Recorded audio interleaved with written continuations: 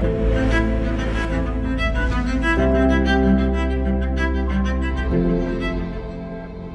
guys, Sabri Subi here, and welcome to this module of quantum growth called Facebook Ads Hermetics. Now, this module, we're going to be focusing on Facebook ads, but I want to stress how this module and really how this week is going to work. Now, in other programs, what people tend to focus on is trying to teach you everything that there possibly is to know about Facebook ads and every single little nuance of the platform and the targeting options and the lookalike audiences and new bidding strategies and CBO and all that kind of jazz. And by the time that you watch that training, everything in the platform has completely changed. And things no longer are where they used to be, or the strategies that they prescribe, they no longer even work anymore because the whole inside out of the whole platform has changed and the whole way that the algorithm is really geared has changed. Because things are changing every single day. Like my team, I've got a full team of people that all they do every single day is live and breathe Facebook ads. Like they're just logged in to the Facebook ads ad manager more than anything else that they look at all day long. And really that information is just changing all the time. Like even for somebody that's in it 6 hours a day, it's even a challenge to keep up with all the changes that happen within this platform. And what that means is that this information in Facebook ads course is out of date when you go out and go get it. Like if you go buy a course on Facebook ads, by the time you've bought that thing and started to learn about it, all of the strategies are outdated because they're all built on like the new targeting methods and the new CBO bidding strategies and the ways to bully the algorithm and all that kind of stuff, because it's really impossible to make a Facebook ads training course that is evergreen and that doesn't get outdated after literally a month after it's been out.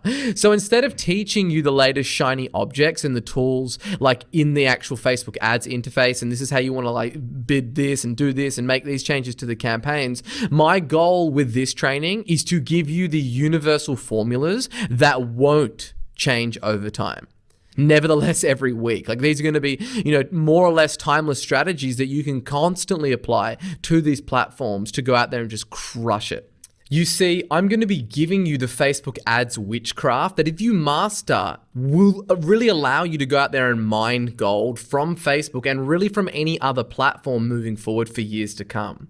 And today I'm going to be revealing the process of teaching you how to write Facebook ads, but not just ordinary Facebook ads, not the kind of copy that is written by ad agencies or that is limp and vanilla and boring and dull, and not those ads that don't need to prove their worth and actually give you a return on your investment.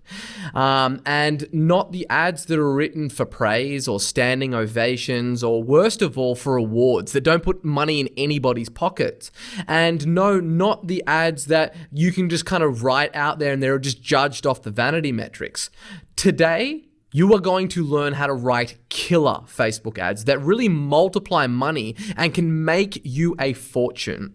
And I've used these methods to invade and conquer the most fiercest markets that exist in over 416 different industries and niches. So let's just take a look at what we're going to be covering in today's training.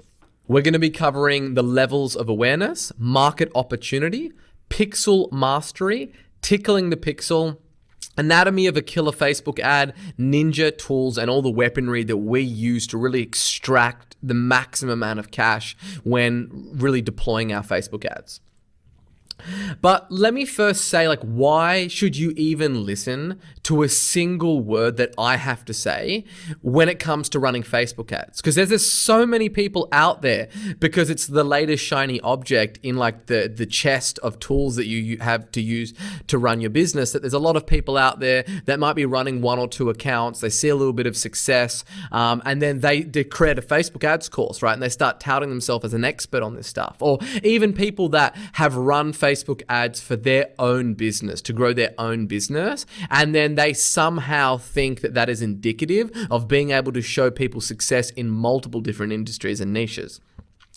Well, here is just, some of the results that we've been able to generate over just the last 2 years on Facebook ads in terms of the amount of money that we've spent. So, really with our Facebook ads account to date, I've spent well over $15 million, as you can see down here on the bottom right-hand side.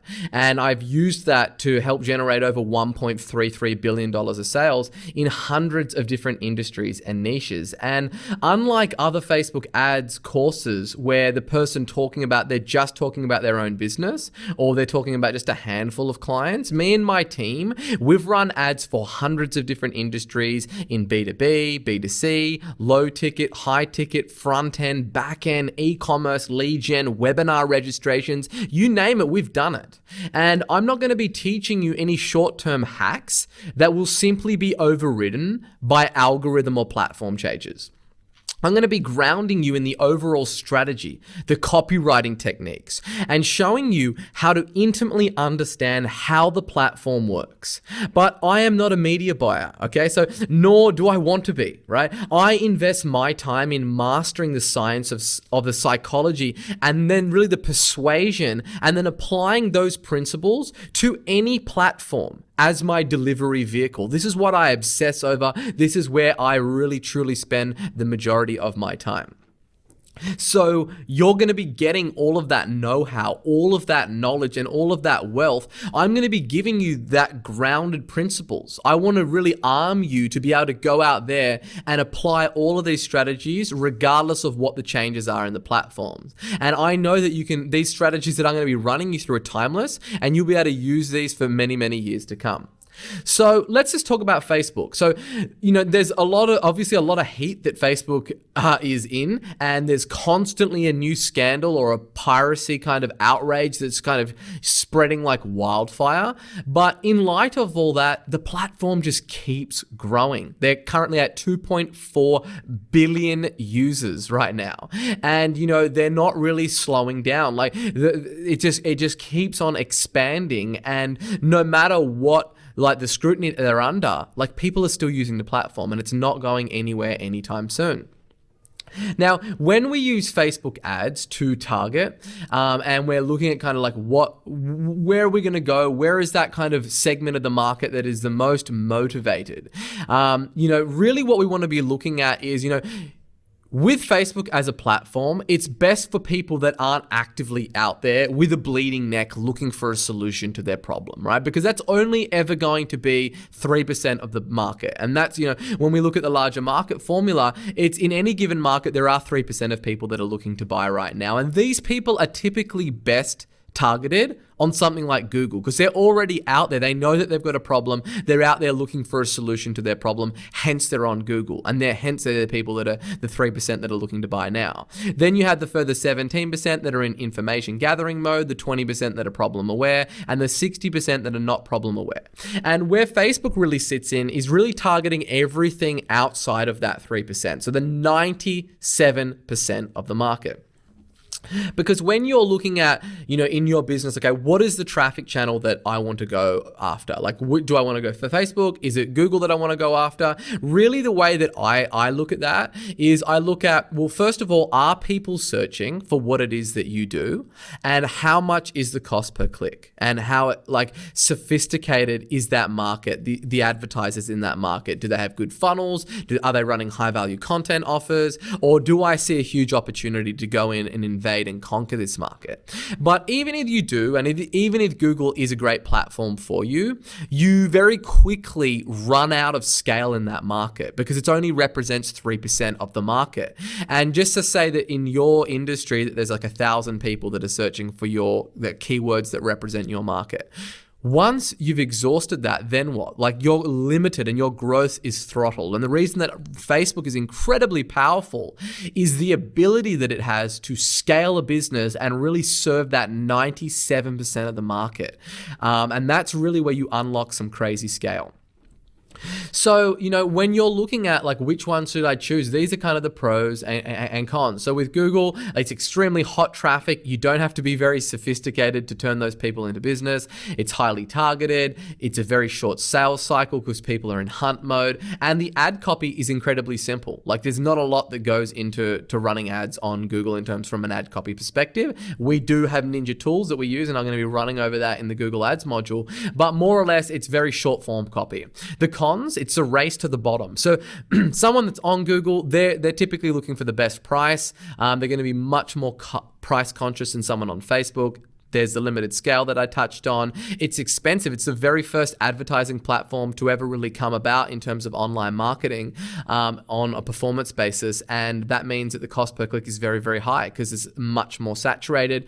And it's complex. It's quite a complex beast to really understand all the ins and outs. Where Facebook, when we look at Facebook, the pros of Facebook is you can command higher fees because people aren't out there actively searching for it. They're typically not getting like 4 or 5 quotes and looking for just the cheapest provider. It's like you've kind of put a stimulus and ad out in front of those people and they're like, oh, this looks interesting. And then they fall into your funnel. And then the next thing they're kind of on a call with you, right? So they're not in that same mindset. It's the least complex out of pretty much all the advertising platforms. Like it's quite simple, as you'll be seeing, in this week's training, like how easy it is to get Facebook ads up and running. And the biggest thing, in my opinion, is just the massive scale that this thing unlocks. As I said, there's 2.4 billion users on Facebook.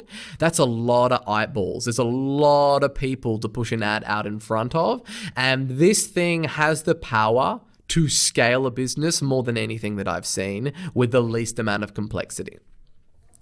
The audience granularity, like you can get a lot, they've got so many different touch points that you can really target somebody on, is that you can just get so granular with how you target people. The cons are that it's cold traffic. So unless you have a funnel, like, the system that I have given you inside this program, it's pretty much next to impossible to get Facebook really firing at any type of scale because the traffic is so cold. You need a system that is able to take that ice cold traffic and heat it up and get it ready to the point where they're actually willing to speak to somebody about solving this problem they're experiencing. And that means it's a longer sales cycle because from the first time that someone might download your high value content offer to the time that they're ready to actually reach out to your team and speak to you about becoming a client or to solving this problem, it can be a lot longer than someone that's just on Google looking for that solution. And then there's a creative element to it as well, where you have to have images, you have to have videos and all the different things that come with it. And it's not just text ads like it is on like Google search, right? Then there's also the big thing about being a copywriting ninja. So you must be an ad copy ninja to get Facebook ads to work well. You must know about ads. You must know how to write ads. That's exactly what I'm going to be giving you in this training. So don't worry if you're reading that. You're like, I don't know how to do that. I'm going to teach you how to write the best Facebook ads that exist. But these are some of the things that you definitely are some of the cons and some of the pullbacks. So you might be going, oh yeah, that Facebook sounds better for me. Well, the question isn't which channel. You should be doing both because you don't want to have your business reliant on one channel because these platforms, they always change. They always update their policy. They're constantly banning accounts. They're doing all types of crazy shit. And you don't want to have all your eggs in one basket. Even if say you're putting like $1 into Facebook ads and you're getting $5 back out, and then on Google you're putting $1 in and you're only getting $3 back out, that doesn't mean that you stop running Google. You want to have multiple traffic channels. Now let's take it to basically turn and look into like understanding Facebook, okay? And understanding the platform and the algorithm and all the nuances and everything that you need to know to be ruthlessly effective on this medium. So that comes down to pixel mastery. And so let's first just dive in when we're looking at pixel, because Facebook has the most famous social media algorithm in the world. Like this thing is insane. And it has been at the epicenter of political controversy over the last few years. And they're constantly in the news about how much that they know about its users. And Facebook's previous algorithm, it used to be called EdgeRank. And it basically uses EdgeRank to determine what articles and ads should be displayed in a user's newsfeed. And that was kind of like the old kind of algorithm of how the Facebook brain worked. And as of 2011, Facebook has stopped using EdgeRank and that whole EdgeRank system. And it now uses machine learning and really an algorithm that takes more than 100,000 factors into account. So the Facebook Pixel is a piece of code that you just place on your website, and that enables communication between Facebook and your website or your landing pages, your funnel or whatever. And really that communication comes with 17 standard pixel events. So you've got this, pixel, it's feeding information through to the website, and then it's coming back to the pixel, and it's really telling like Facebook what is the actions that user is taking. And there's 17 standard pixel events that it's looking at. And it's looking at things like purchase, like did someone complete a purchase on your website? And it knows that because you set up conversion tracking with that pixel. It knows the lead. Is someone signs up for a trial or downloads your high value content offer or otherwise just identifies themselves as a lead on your site. They also know that when you set up the campaign and you put lead generation and conversions as a metric, or complete registration when someone completes a registration from your site, such as, a strategy session form or a subscription form. They know if people add payment info. So on, like if you're using an e-commerce website and they enter their information, but they don't then check out. They know if you add something to your cart, if you add something to your wish list or indicate checkout or search or view content or contact or customize the product. If someone selects specific versions of a product, like the size and the color, then they know that. And you're able to actually fire a pixel event on your campaign and optimize for those things. If you donate, find a location, schedule, start a trial, submit an application, and subscribe. And these are the 17 kind of standard Facebook pixel events that we have right now. And again, these things are always changing. So, but today what we're going to be looking at is what happens on the actual platform before the pixel even fires. So the algorithm's heuristics and the machine learning that determine how and where it places your ads, and then it determines what is a good ad and what is a great ad. So, this is your ad on the platform, and then you've obviously got the pixel, and before someone even clicks on that pixel, there is information that is being shared that we don't have access to and that we can't optimize for, but are happening on the actual platform itself. And that really comes down to, like, when you're looking at an ad, is to really understand intimately what it is that we are optimizing for. And this is the real key, because most people, they just jump onto an advertising platform and they think, how can I get the most out of it? But they don't think, okay, what is the actual platform itself optimizing for? What does it that Facebook wants? Not what do I want? I want the cheapest cost per lead or the highest ROAS on every lead or the highest average value that I'm extracting from each lead that comes into my funnel. And most people, they only think about that, but they don't turn it and look at it from an inverse perspective. And they're just thinking, I want to get the highest ROAS, or I want the highest ROI, or I want the most amount of leads, etc. But in order for you to get the best outcome, you must ask yourself, what does this machine want? How do I give the machine what it wants? And what is it optimizing for? And this is so important. And I really can't stress this enough. You are not in isolation. You are working with this machine to get the outcome. Now, in the beginning, Facebook's single most important metric, their North Star, was the number of daily active users. And they obsessed over this thing. And everything at their company and their platform was optimizing to grow the number of daily active users. That was just what they were looking for.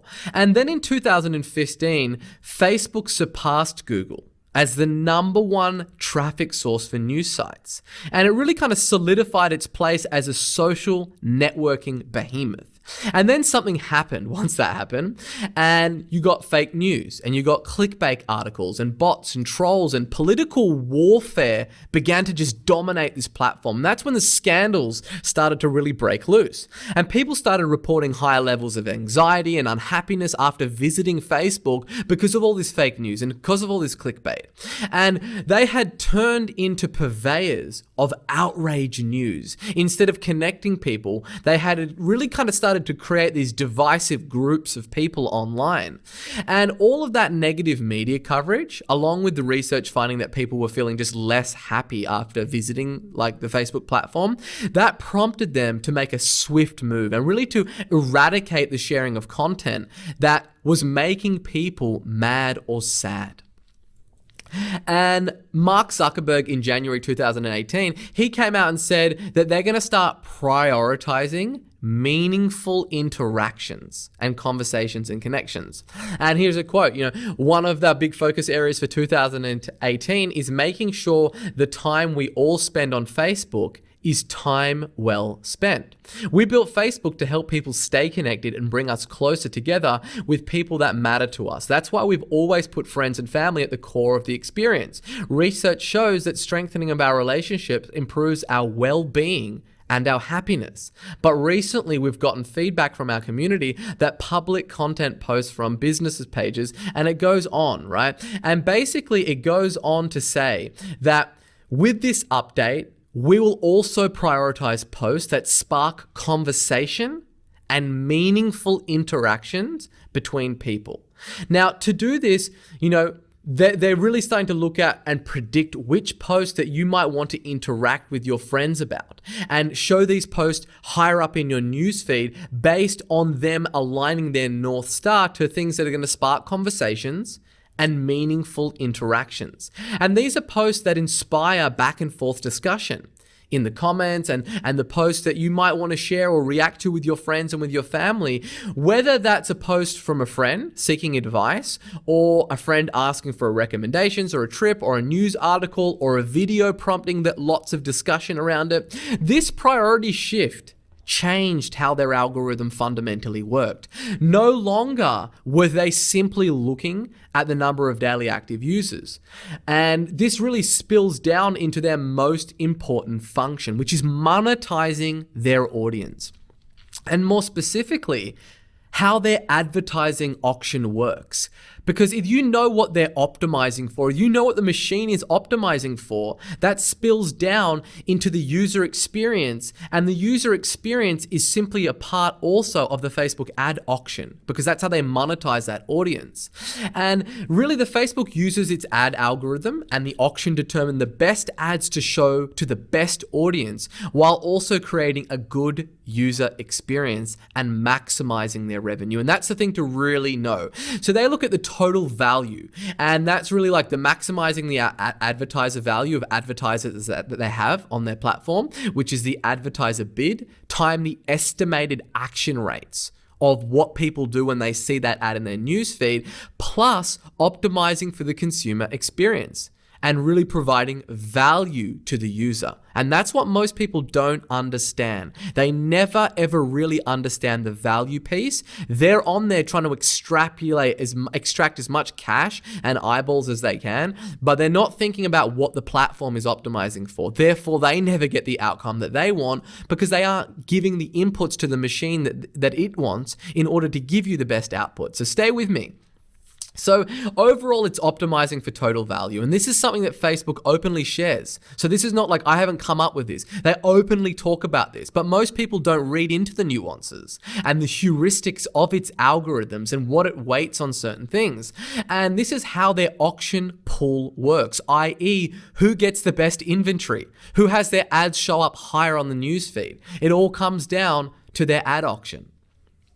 Now, so as I said, it looks at the bid, and that's the bid that is placed by an advertiser for that ad. In other words, what is the advertiser willing to pay in order to achieve their desired outcome? And there are multiple ways to manage your bid in the ad auction, which we're going to be running through, and we're going to be covering in the later modules of the exact building out of the accounts. Then we've got the estimated action rates, and that's the estimate of whether a particular person engages with or converts from a particular ad. So in other words, the probability that showing that ad to a person leads to them taking the desired outcome that the advertiser wants, if you're optimizing for conversions or for purchases or whatever it might be. And this is what we'll be focusing on in today's training, how to maximize this.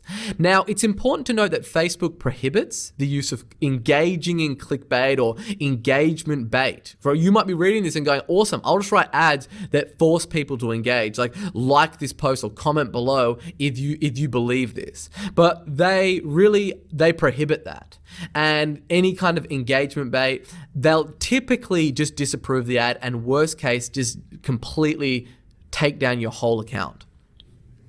And they don't improve the ad performance, so to speak. There is a ninja tactic that I'm going to be showing you through, which kind of slides this under the radar. Now, the last thing is obviously the ad quality, and that's a measure of the quality of the ad, and it's determined from many different sources. It's not just one, including feedback from people viewing or hiding the ad and providing a user experience. Like if you've ever been plagued with one ad constantly in your newsfeed, and then you've said hide this ad, then they ask you all those 7 different things. They're all just inputs. Or it knows that if it shows an ad repeatedly to people and the click-through rate is really low, then it also knows. Okay, so it's really the estimated action rates plus the ad quality that we'll be diving in great detail in today's training. And I'm going to show you how to write ads that are really like feeding Facebook's algorithm crack. Like it just drives their algorithm wild, and it gets all the right inputs to drive that algorithm completely crazy, and then it gives you the best traffic and it gives you the best user, and in turn then you get the lowest cost per leads or the best quality leads with the highest ROI off the back of them. Now, Facebook's algorithm for ranking and displaying ads on your newsfeed is based on just 4 factors. That is the inventory of all the posts that are available to display. 2, the signals that really tell Facebook what each post is. And 3, the predictions on how you will react to each post. And what does that engagement rate look like? And then 4 is a final score that is assigned to the content based on all of those factors and considered. And then it's going to give you an overall score, and then that's going to determine where your ads get shown and what priority that you get placed in that auction pool. And we're going to be mainly focused on those signals and on those predictions, because this is the way that I have found to just get the absolute best results from this platform, because signals are the single factor that advertisers has control over. We don't have control of the other things. We can really affect them using these signals, but ultimately they're in Facebook's hands. So we just want to stack the deck in our favor and use all the inputs that the algorithm wants to drive it crazy, and therefore give us the best score.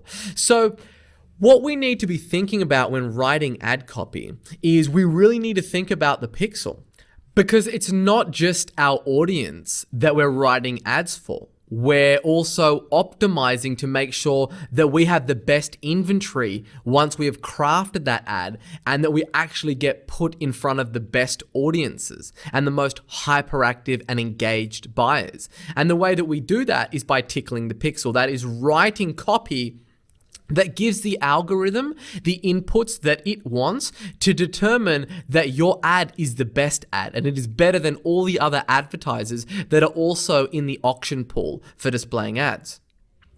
So let's take a look at some of the pre-pixel firing signals that Facebook look at when determining the quality of an ad. Okay, so let's just take a look at this. For instance, this is an ad that I've put together of me and my wife. And, why would I put a picture of me and my wife on there? Well, one, I'll dive into this in very granular detail moving forward, but it looks like user-generated content. It doesn't look like an ad. But let's just look at the things that we're actually looking at. So first of all, what are the pre-pixel firing signals that Facebook is looking at? Well, the first thing is looking at who posted it, right? So what is this fan page, okay? And they're looking at the completeness of the profile. What is the type of content, the publisher, its age, its purpose, its connections, and more. How long has that page been around? How regularly does it upload content? The completeness of the profile. Is there a contact number? Is there an address on this page? Was it set up last week? And therefore, is it just a rogue account to pump ads through? Or is it a legit advertising page and profile? Then they're also looking at, the average time. They're looking at how long somebody is dwelling over this ad. And, are they reading the content? Are they watching the video? They know if people are stopping in the newsfeed on their mobile or even on their desktop and they're hovering over an ad. and they're looking at the total number of consumption that is spent on this ad. Are they clicking the read more or the see more description?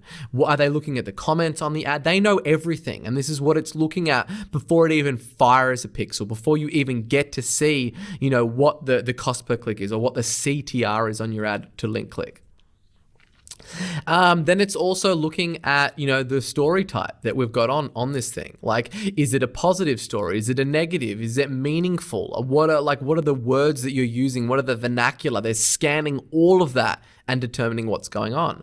Then it's also looking at the engagement, like how many comments does it have? Does it have comments from friends that also like this page? Therefore, it will show you that inventory because it knows if you have a friend that likes this page, you are obviously going to be even more susceptible to clicking on this ad if one of your friends already likes this page. They know if you're sharing the ad on Messenger, if you're sharing it to any friends or family, and it knows all of that stuff. It's also, looking at the connections. So it's looking at, friends' tags and their likes and anyone that is like associated with you or within that network that you have on Facebook.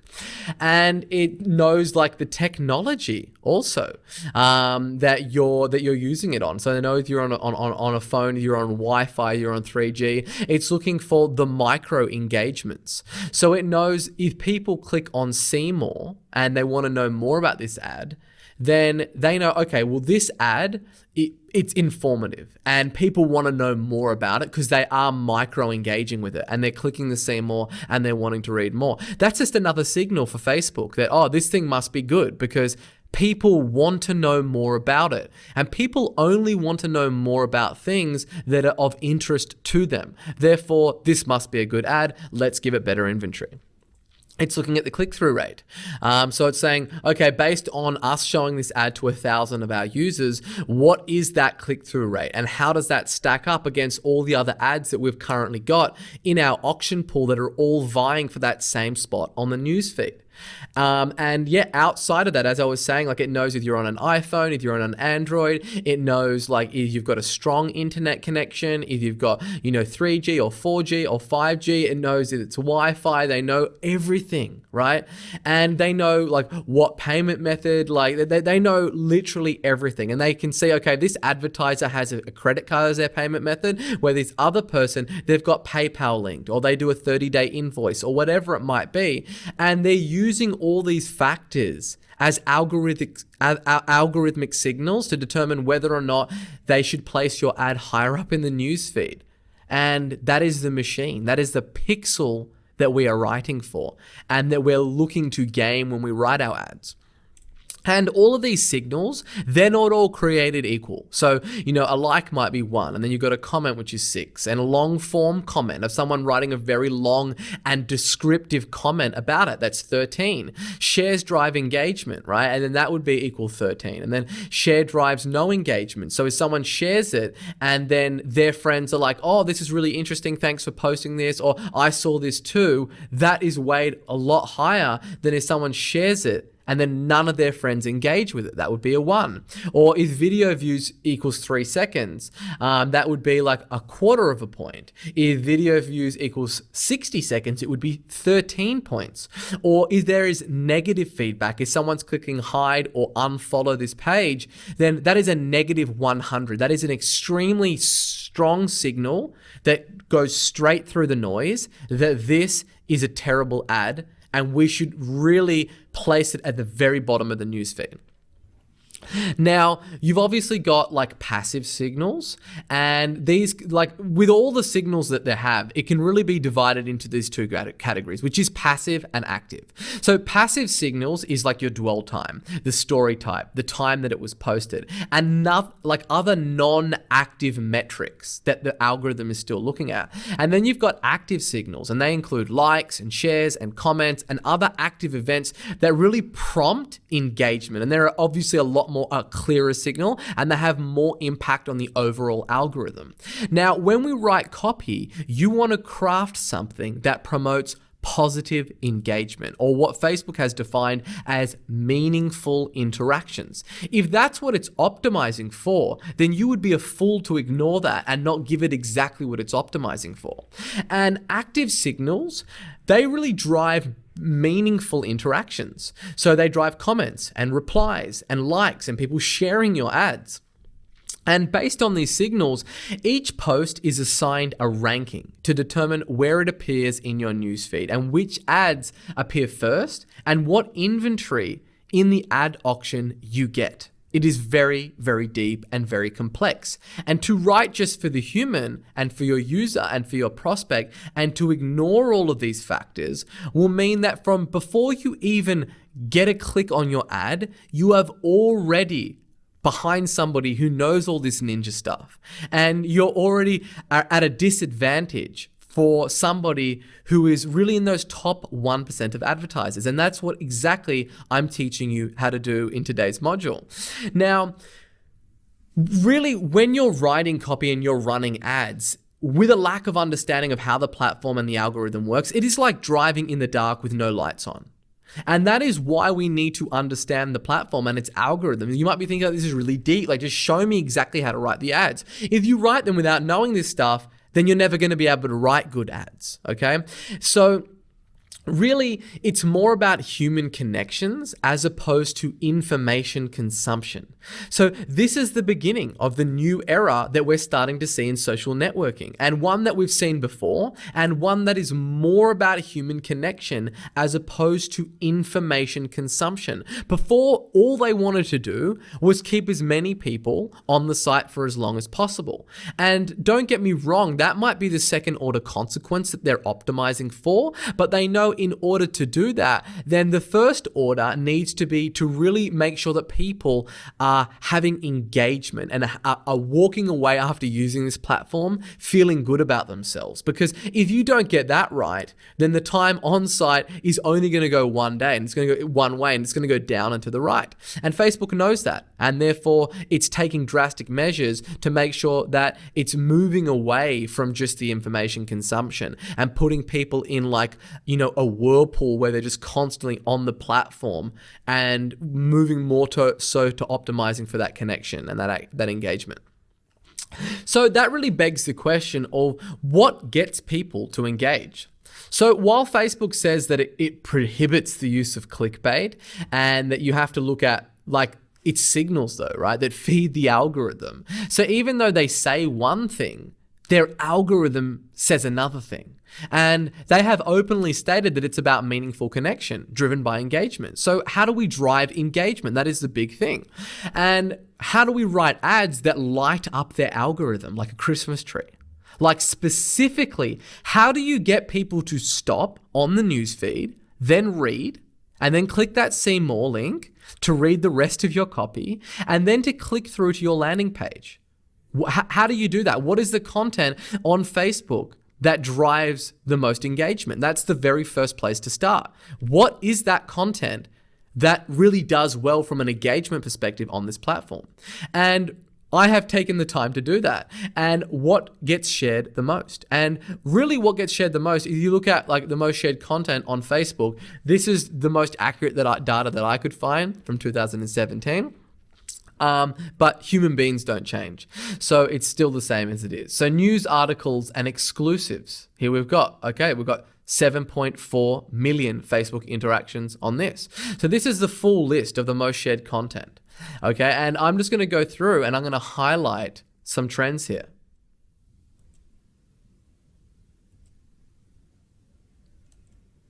Okay, and look at all what you can see here. News article and exclusive, news article opinion tribal, news article opinion tribal, news article heartwarming, right? And then you've got article research tribal, article research. So really, if you look at, obviously, yes, we've got the most spread content here, which is Despacito, right? We're not really going to be gaining any incredible insights from that. And then we've got cute cat animal videos down here, right? However, if you look at all of the 7.4 million, 3.1 million, 3.1 million, 2.4 million, 2.2 million, 2.1 million, and if you look at this list of content, the thing that you can see is that the most shared content is breaking news, exclusives, and articles. By far, they get the most engagement, shared, and then clicked content on those platforms is breaking news. And it is exclusive and it is articles. So in other words, the content that reports some like findings is really what is getting the share the most, or some kind of news or some kind of research, right? This is what Facebook wants. And this is the kind of content that does incredibly well on Facebook. And that's why Facebook wants it. And this plays into how the human brain is genetically hardwired. So instead of trying to swim against the raging river that is people's attention and trying to do something that is untested, just use this strategy because it works like crazy. Because the thing that you need to think about is that there are 2.45 billion active users, and there are 4.75 billion pieces of content shares daily.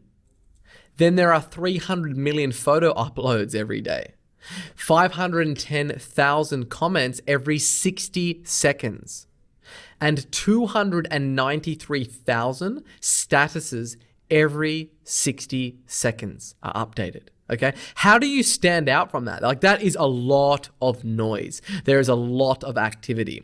Well, in order to do it, you need to start thinking about it like a system and try to figure out how to use this system and how to give it exactly what it wants. And this is something that I have absolutely obsessed over because it's such a driver for my business and for my clients' businesses. This isn't something that I haven't thought about profoundly. Like, I have spent hundreds of hours profoundly pondering exactly how to get the edge on this platform. And really what I've found is that your ad has two jobs. And the first job that it has is to deliver value, news, or findings, because we know that that is what the algorithm is optimizing for. The content of your ad, it should be of value, or it should report some sort of findings or some types of news or new research, because we know that that's what basically drives engagement on Facebook. Therefore, not doing it would be a huge, huge miss. And what we want to do is tickle the pixel by giving the machine and the algorithm what it wants. So that's the number one job of the ad. And the number two job of the ad, the second thing, is really to sell the click. Because none of the first part means anything that if you don't get people to click on your ad and they don't go through to your landing page where you can make them an offer of some description. Therefore, really the most important part of like writing an ad is selling the click, right? You have to get the first stuff right. You know, they're equally as important, but the thing that really, really matters is that you do sell the click. And that really drives the question of what drives a click. Okay, what is it that gets people to click more than anything? And that's curiosity, intrigue, shock, a direct benefit that the user will get from clicking, an implied benefit, fear, vanity, and overall really self-interest. People want to be better, richer, stronger, faster, healthier, happier, sexier, fitter, and smarter.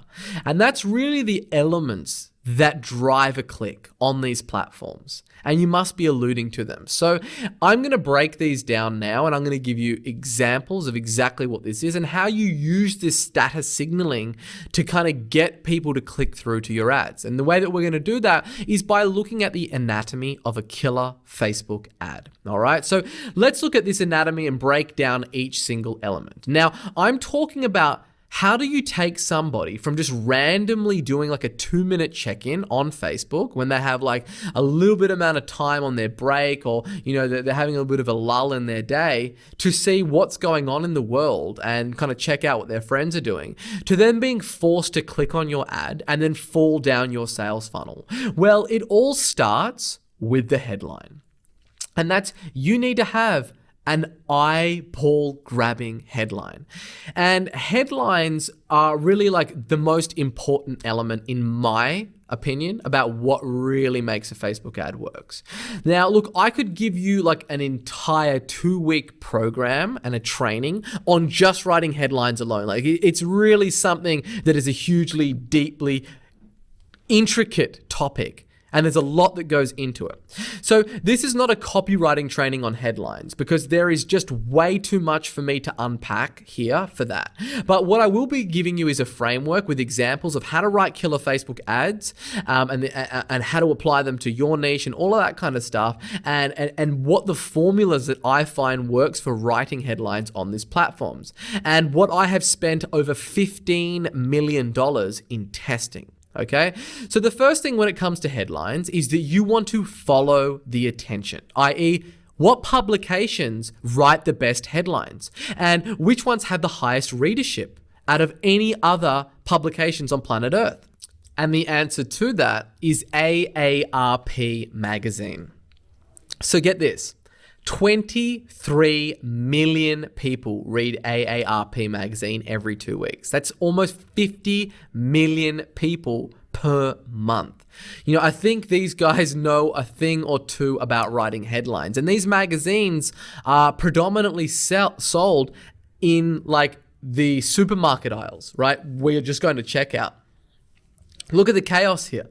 Look at all this crazy activity. They've got literally a few seconds to grab you by the jugular and get you to pick up that magazine because there's so much curiosity, there's so much of intrigue that you need to pick it up and find out what the hell they're talking about. And then you fall down the slippery slope. You end up slapping that on the checkout and you buy it and you check out, right? And 50 million people are doing that thing every single month. Now, if you're not familiar with the AARP magazine, it is the #1 selling magazine in the world. So these guys really have something working for them. And if you look at their covers, I'm going to start highlighting a few things and I'll do it one by one. So let's look at this first one. And what do you see here when you look at this magazine, right? So let's just take a look at some of the copy. 6 bad habits that are really healthy. Now, you think about, well, what is that actually saying? Well, it's pretty intriguing, right? Because 6 bad habits that are really healthy. I want to know more. The whole thing that this thing is geared about is really, in the offline world, the equivalent to selling the click, which is to sell somebody to pick this magazine up and find out what those 6 bad habits are that are really healthy. Or if we look at this one, oh, my aching back. 5 causes of pain that will surprise you. Well, what are they and why are there 5? I want to know. Again, curiosity. Is it a heart attack? Read this and be sure. It's all about teasing you, about reading something more about what is going on. Or if we look at this one, look younger fast without surgery. Well, how do I do that? Or live to 100. We've found the secret formula in a remote village. Like, there's so much intrigue around all of this, what we call teaser copy, which is just teasing us to pick up the magazine and find out what works. And they know that the #1 thing that's going to impact them to sell more copies are these mini headlines that they stick on the front cover. Because people aren't going to look at the content inside if they aren't first yet compelled to pick it up. So, and we can go on and have a look at all of these things. We've got AARP and then we've got the Inquirer, which is obviously another huge one that sells a click like crazy. And you kind of read these things and revealed Obama's cheating, boozing, and drug use. What is going on here? Let me read this. Hollywood star she hates the most. Her fight with Hillary Clinton, $15 million, Michelle's $15 million tell-all, First Lady's ruthless revenge, and there's they partner that with the photo, and you just look at these magazines, and you got Michael Douglas, gay shocker, twisted secret he's hiding from Catherine. Well, what is that?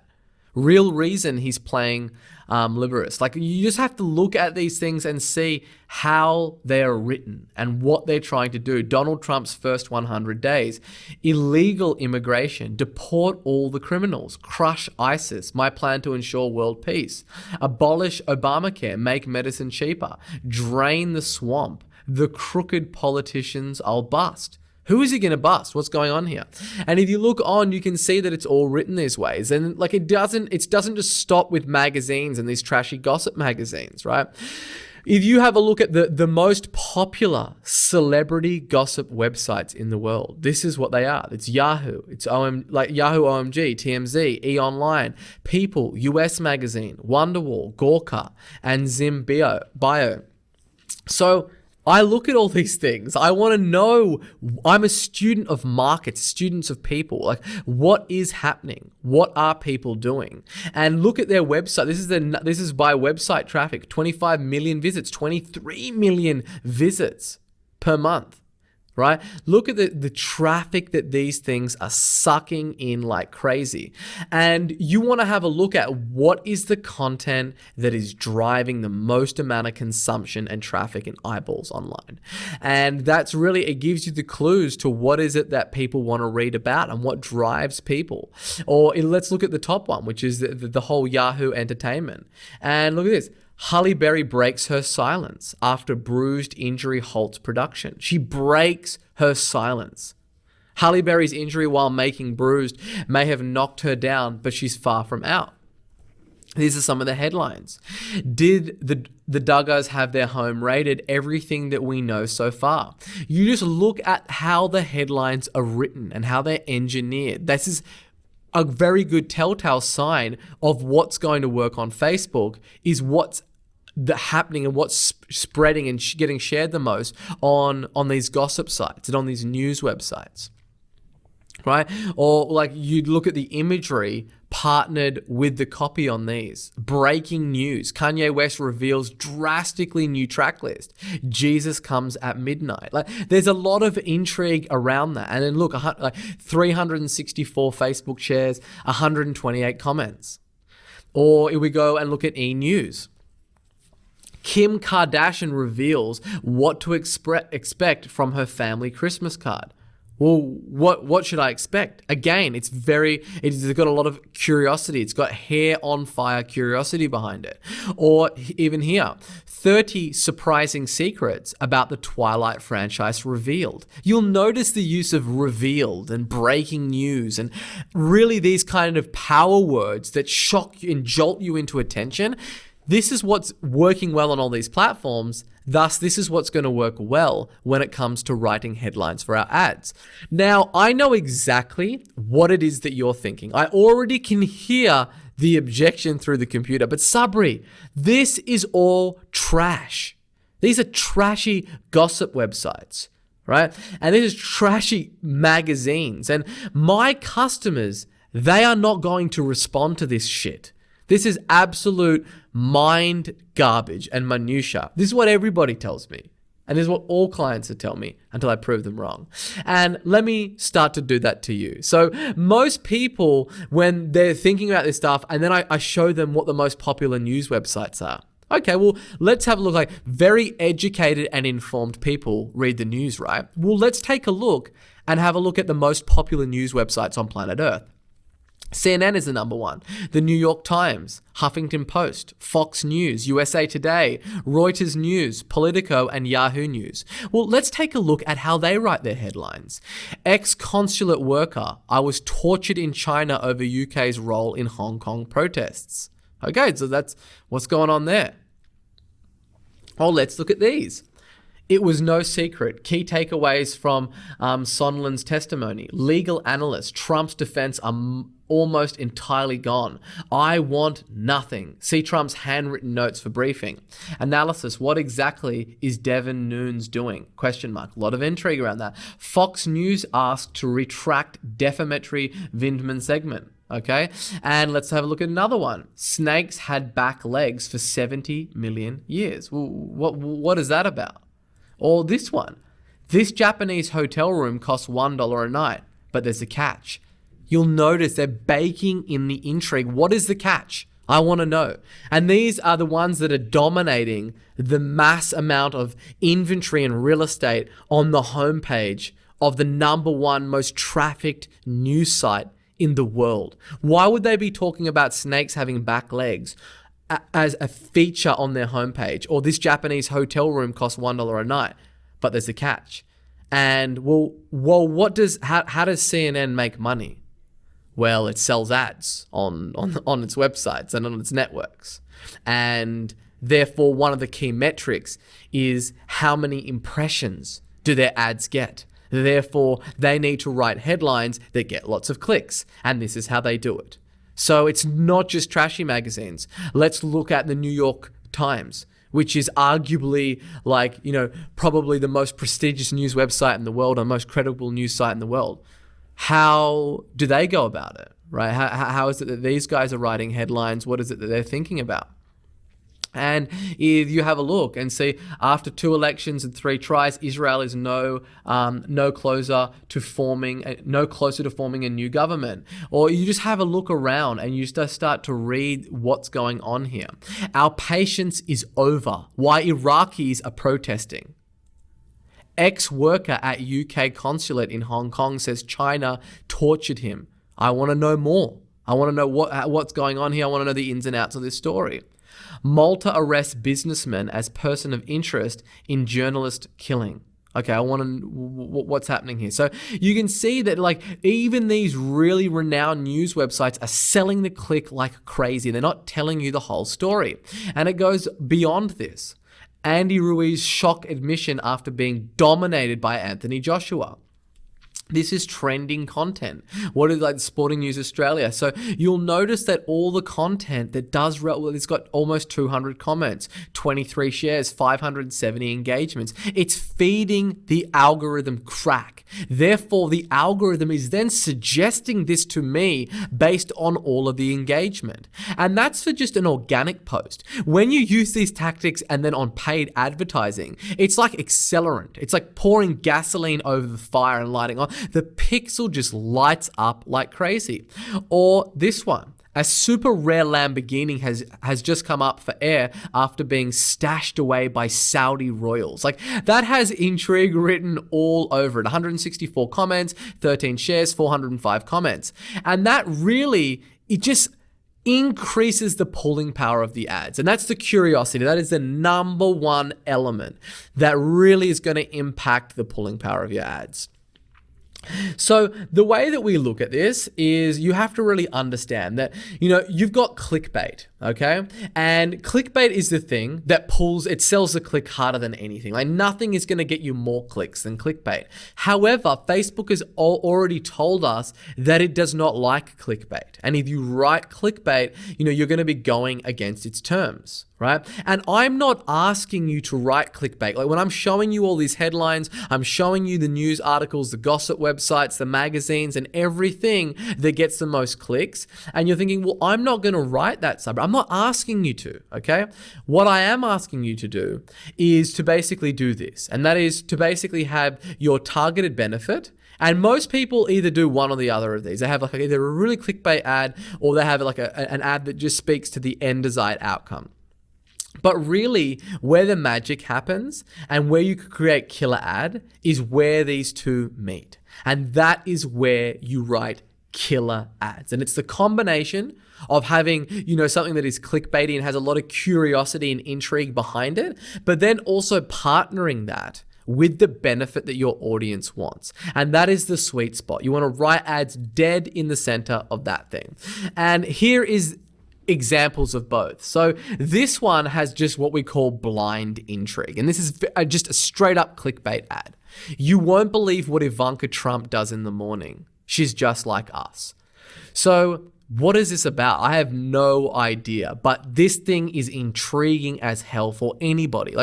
You won't believe what Ivanka Trump does in the morning. She is just like us. What does she do? It's this absolute blind intrigue, where you have this one, which is what we call intrigue plus the benefit, which is supermodel applies these 3 simple tricks to look young. Click to know what they are. So immediately what we're doing then is we're targeting people that want to look young. And then we've got the intrigue of exactly what supermodels are doing. They're doing these 3 simple tricks. They've got the use of numbers in there. There's 3 simple tricks that supermodels are doing to look younger. And then they're telling you to click to know more. So that's the difference. Cut and dry, black and white. One is just complete blind intrigue, and it's not going to filter the right people through to your ad, and it's not going to really get the people that you want through to your landing pages and your sales funnel. And yeah, you're going to get lots of clicks, but you're not going to have a very good conversion rate. So what we really want to do is do the intrigue plus benefit. Now, when it comes to headline, Facebook says that like you've got like 25 characters, right? Is the best way to optimize for headlines. But what I have found is that long headlines have always outperformed short ones. And I find the sweet spot is 79 to 82 characters in length. This is what you want to be writing your Facebook headlines for, in between those two.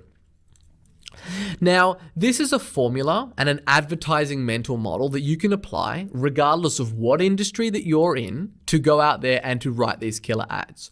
So first of all, you want to have a pattern interrupt, and you want to combine that pattern interrupt with a unique hook that has burning intrigue squared, and then that times by a big specific benefit. And that's really what gives you a killer ad. So what do I mean? Well, I'm going to break down each one of these elements, but I want you to really print this out, and I want you to have it by your desk, or I want you to have it on your desktop or as your wallpaper, and I want you to refer to it every single time that you write a Facebook ads. It's got to have a pattern interrupt, then you must plus a unique hook with burning intrigue squared, and then you must times that by a huge, big, specific benefit. And that is really how you're going to write killer ads. So let's have a look at one of the ads that I wrote. So first of all, before I dive into those elements, hear me when I say this, that don't make your ads look like ads. That is the number one first rule when it comes to writing Facebook ads. And we're going to dive into this in great detail. However, this is just the number one key thing is don't make your ads look like ads. And this is something that is just so crucially important. It's not even funny. When people start advertising on a platform, the first thing that they think about is, well, I need to make my ad pop. It's just got to pop off the newsfeed so I can get lots of clicks, right? So I've got to have like shiny buttons and big headlines, and it's really got to just, have a huge high contrast and pop off the newsfeed. That's what I've got to do. And when they do that, their ad just looks like an ad. Therefore, they don't actually get any clicks because people aren't wanting to click on the ads. So you really have to, when you put an ad together, you've got to run it through a screen that says, does this look like an ad? And I know that's counterintuitive. Sabri, you just told me I have to sell the click and get as much clicks as possible. That is correct. But you don't do that by making your ad look like an ad. And this is how you do it. So first of all, you've got a pattern interrupt. So on this one, we've got two pattern interrupts. The first one is the opening lead-in copy. Bad news. What's bad news, right? Everyone wants to know what is bad news, unfortunately. Look at the news. Look at all the news websites and stations. They're not on there reporting good news. It's always doom and gloom because that's what gets people's attention. If everything was always okay, no one would watch the news because there was no impending threat on them. The way that they keep people watching news is to always have these violent news cycles of the end of the world is coming. There's nuclear bombs. There is the new coronavirus. There's all these things. That's how they suck you in with bad news. So we've got that here in the opening. Bad news. If you thought you could just keep your head down and your nose clean and still get great results based on simply putting out great 10x content, think again, ... Then we've got another pattern interrupt here, which is I've just taken an ordinary picture of Google's head office in New York, and there is a gentleman out the front, and I've put a red circle around him for no other reason but to create a pattern interrupt and to have a lot of intrigue. All of a sudden, your eyes get sucked into this. What is that person doing on the cell phone? There's Google there, there's bad news, and I have interrupted somebody's pattern. They cannot continue to consume the rest of their content on Facebook until they figure out what the hell is going on here.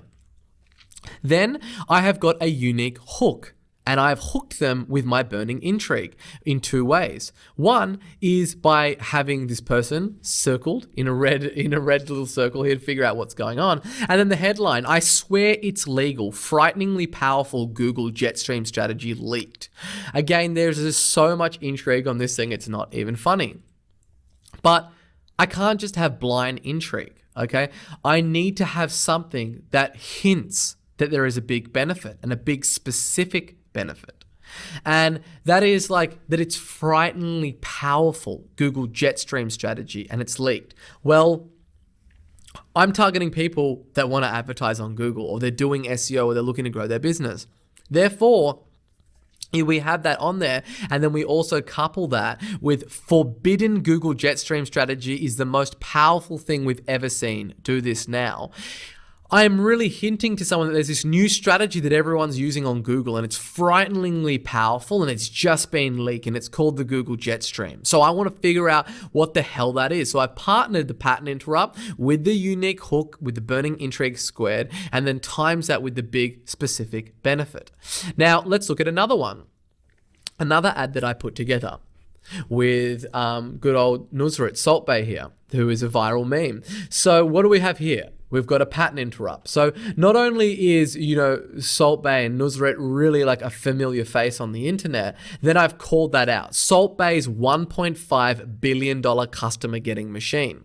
And then I've obviously got the picture of me and him there as well. It's like, okay, this certainly doesn't look like an ad, right? It's like could just be something that your friend posted on the newsfeed. But then I've interrupted them with the 1.5 billion customer getting machine. Then that is the thing that is also a very unique hook with burning intrigue. And we've got, okay, well, what is that? Like, what is the customer getting machine? And then surprising insights from Salt Bay's $1.5 billion customer getting machine. Again, I want to know what's going on. And we've got this big specific benefit. Everybody wants to know what a $1.5 billion customer getting machine is. I would love to be doing $1.5 billion or have my company valued at $1.5 billion. And that's all possible because there's this customer getting machine attached to it. Or let's go on to another ad. This one is written by Stansberry Research, which is obviously an Agora affiliate. And what do we have here? We've got a pattern interrupt. And the way that we've got that pattern interrupt is how to do what the finance professors say can't be done. Well, I want to know what they say can't be done. That certainly interrupts the pattern that I am in right now. And then we've got the unique hook with burning intrigue squared, which is this strategy is so simple and so effective. We call it the magic portfolio. Well, what is it? I need to know what it is. And I am going to click because I really want to know what the magic portfolio strategy is. Plus, add to that we've got in today's essay, I'd like to show you an investment strategy that's so simple and so effective. We call it the magic portfolio. It's a way, and then it obviously just cuts off there, and that's adding to the whole intrigue. And then we've got the specific big benefit, which is an investment strategy that's so simple and it's also so effective. Well, that's what I want. I want an investment strategy that's really simple and it's super, super effective. And that's exactly what's going to get me to click. Here's another one by the Palm Beach Research Group. And this one goes on with their pattern interrupt, the moment that changed America forever. ... What is that moment? I definitely want to know. Either I was in the market for what it is that they're selling. So that is certainly a statement that is going to interrupt somebody's pattern. It's the moment that changed America forever. And then we've got this picture of obviously a former president of the US, but then there's water and bubbles over it, and it's a cartoon, and they're actually sweating. Well, what's going on here? And it's obviously taken from the actual dollar bill, right? From the note and the currency. So again, that's attracting somebody that's interested. It's like dog whistle copy. It's whistling out to people that are interested in money and finances and investing. Now we've got obviously the unique hook with a burning intrigue, which is again, that is a unique hook, and it has so much burning intrigue behind it. It is the moment that changed America forever. Then we go on the immediate retirement fund investment almost no one knows about. Look close. Does this seem like a man who just lost his job? I don't think so. On that day, Nixon was also withholding another Watergate level secret from and then it gets cut off, right? This is just copy that is just absolutely loaded up with curiosity. But what is the big benefit around this, right? What is that kind of big specific benefit? Is it the immediate retirement fund investment almost no one knows about? Okay, like that, it kind of hits the nail on the head with the big specific benefit, but in my opinion, it could be a little bit more of a huge benefit really kind of teased to the viewer at that stage. Now, when it comes to writing headlines, what you really want to do is you want to read 50 headlines before writing, and to kind of get the juices flowing. You never want to sit down and start just writing a Facebook ad just out of the blue. You have to get the juices flowing. So I have included a full list of 1,500 winning headlines.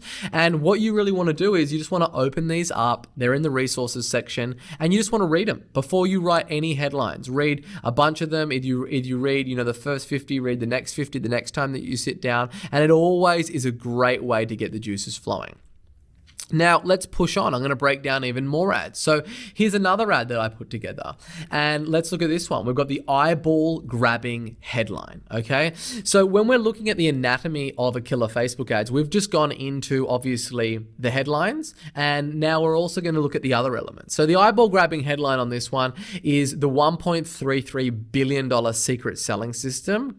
This $1.33 billion secret selling system creates a torrential downpour of buyers. So that's certainly going to grab anybody's attention that is looking to create more customers and more buyers in their business.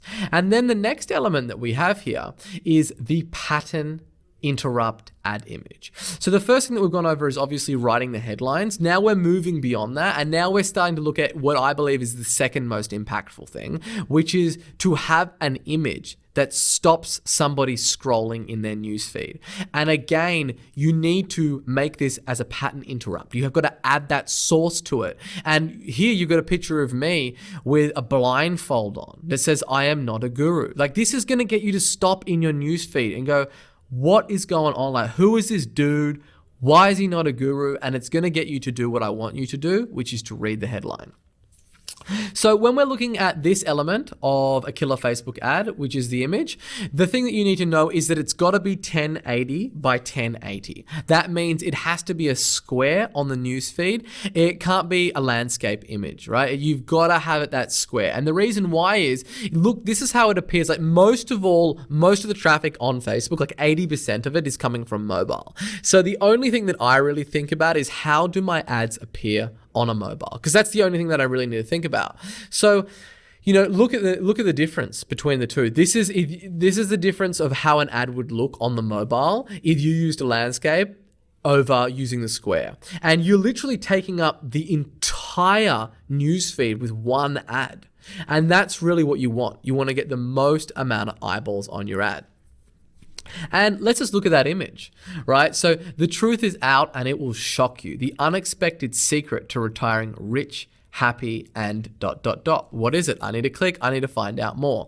But look at that image. It couldn't be any better. Like, you've got these two elderly people on a jet ski having an awesome time here.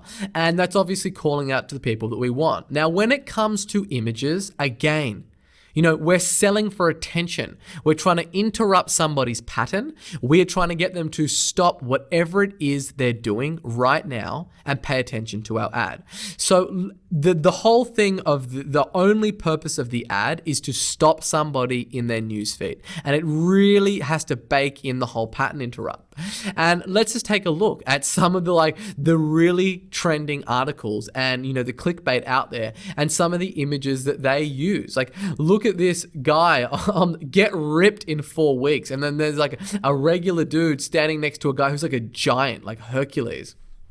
And then look at this other image, frenzy over diet pill. And then there's this little pill in the hand. See why millions are praising this as the holy grail of weight. ... The end of Obama. There's a picture of Clinton. He's looking down. What is he looking down at? The shocking testosterone alternative reveal. It should probably say revealed on there, but they probably ran out of characters. Now, again, you might be thinking, man, this is trash, Sabri. This is all those things that I see at the bottom of news articles. There is a reason that people use these images. And I'm not asking you, I didn't use these kind of images in my ads in terms of this exact, super, super over the top clickbait. But I use ads that are weird and images that are weird and that draw people in. And I'm going to be showing, here's more, right? So you can see, if you go to news.com, Or you go to any big website, Forbes or Yahoo, whatever it might be, and you scroll down to the bottom, you're always going to see these ads. And basically, this is what's called native advertising. And on this one, it's saying recommended by Outbrain. So you've got like Outbrain, there's Taboola, there's all these networks. And basically, these people that advertise on these platforms, they're getting like tens of thousands of visitors to these ads every single day and clicks on these ads. So really, they're paying per impression. Therefore, these are the people to look at because they're doing it at such large volume and they have to sell the absolute shit out of the click. Like, you have to get clicked if you're advertising on these platforms. And just to look at some of these images here. They look like news. They look like articles. They look like breaking stories. Top cardiologist, this is why you have less energy after 50. And then there's this senior person up on these gymnastic bars with obviously a super strong core. And then you've got Amazon. And you see how it's like zoomed in and it looks like it was taken on an iPhone? That is all strategic. So you look at these photos and you just look at how they demand attention. And like, you just zoom in of Sanders apologizes for false claim about African American jobs. And there's concern pointing to something. Or here's more, how this unemployed Melbourne mum earns $5,372 per week. And it looks like it was taken on a selfie. Top surgeon, how to properly flush out your bowels. Watch. And then there's like a picture of some leaves. It has nothing to do with it, but again, it's super intriguing. Or this woman with a Q-tip in her ear. Doctor, do this immediately to get rid of tinnitus, ear ringing, right? So they're obviously going after people that have tinnitus and they want to get those people. So they're using a picture of a Q-tip in the ear. It's selling the click. Oh, look at this dude with all the pythons wrapped around him. Final photos taken seconds before tragedy struck. There's so much intrigue, right, behind these. And they've gone obviously over the top. Like, there's this woman here, like literally standing next to money, and it's American money, so it doesn't make any sense. But again, it gets your attention. She's wearing a red jacket. There's piles of cash. People in Melbourne leave their job after watching this video. Don't miss out. Honey Boo Boo is so skinny now and looks gorgeous. Look at all the imagery, okay? And imagery is really the second most important part of an ad. Some people argue it's the most important. I don't agree with that, but nonetheless, it's incredibly important. And so much so, like even if you look at this article from Vice, and if you want to become a popular YouTuber, you're going to have to figure out what your thumbnail brand is about. Because, what's happened again in the war for attention on something like YouTube, it really comes down to how good your thumbnail on the video is, because there's so much things to choose from and where should you pay attention. And what you're seeing is people that have really intriguing thumbnails and do a really good job. They're the channels that are spreading like wildfire. So much so that if you want to be a popular YouTuber, you're going to have to really figure out how to do this whole thumbnail thing. Now, you also want to look at the most popular news sites, gossip websites, and look at the most read section and look at what they use on their images. So you've got Trump here and, this other gentleman looking at him who I don't know who is because I don't follow politics, but it's like, okay, well, what's kind of going on here? It's not a super professional photo. And then this other one, right? So the first one, let's look at the headline. The nightmare scenario, Trump loses in 2020 and refuses to concede. Then you got this image there. Then the next one, I recreated Neopets food 20 years later. And then there's an image of two, you get two little images with all the little images of the food and then the dish on the right hand side. Again, just pay attention. You're going to start to see some commonalities across the board here, okay? Or this one from Perez Hilton, which is, one of the most popular gossip websites in the world. And you've got this image and then they're just hand-drawn say what. And not only have they hand-drawn it, but then in addition to that, they've got another picture as well. So there's another picture of, obviously this is about, to do with Justin Bieber. And, you've got these two women here and, it's just so much more effective than if you just had that one picture of Selena Gomez. So you've got the text on there with a little line going to her mouth. And then you've got Justin Bieber's wife on there with a picture on the right-hand side. And again, there's more intrigue. It sucks you into the image. And that's what you want to pay attention to. And really what you want to pay attention to is what is the most trending site. So look at all these images, right? These are the images and the thumbnails for the most trending comment on the most viral news site in the world, BuzzFeed.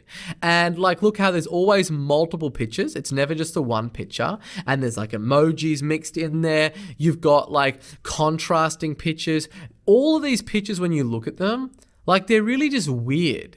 And they all get you to stop, and they get you to kind of bring your head closer to the screen and figure out what's going on. And whenever you achieve that in your ad, that gets people to click. Like look at this one with a banana and the measuring spoon here, and they've got a little red arrow here. Like what's going on? It's just, they don't use a plain image. There's two images, there's red circles, there's high contrast, the people have got shock on their face. And I don't want to be a pioneer with arrows in my back. I want to find out what people are already consuming in the absolute masses, like 22 million people per month. I could never dream of getting 22 million people to click on my ads per month. So I want to look at what are the major players doing and how they're getting attention. So for instance, I saw this post and it was from The Advertiser, and it says an investigative piece in whether the white stuff on the phone in Jen Aniston's now famous Friends reunion Instagram photo is indeed cocaine. Free to read. Right? And look how it just sucks you in. Like, first of all, there's multiple pictures, multiple faces in this picture. It's a selfie. And then there's just a phone in the background that has a red circle around it. So, and look at the engagement, 672 comments, 33 shares, 406. And then free to read. Where do you think I got my idea for this ad? Right? It was from looking at what is the most popular content, what's already going wild, and then applying it to my market to get the edge. And that's exactly what I did. And this ad is absolutely crushing it. And or if you look at like more again, what news websites doing. So you think about this, first of all, it's 7 News, right? They have a huge budget. They could send out a professional photographer to take a photo of this for the first home buyer accidentally purchased 30 centimeter strip of land. And what they've done here, right, is look at the comments on this thing.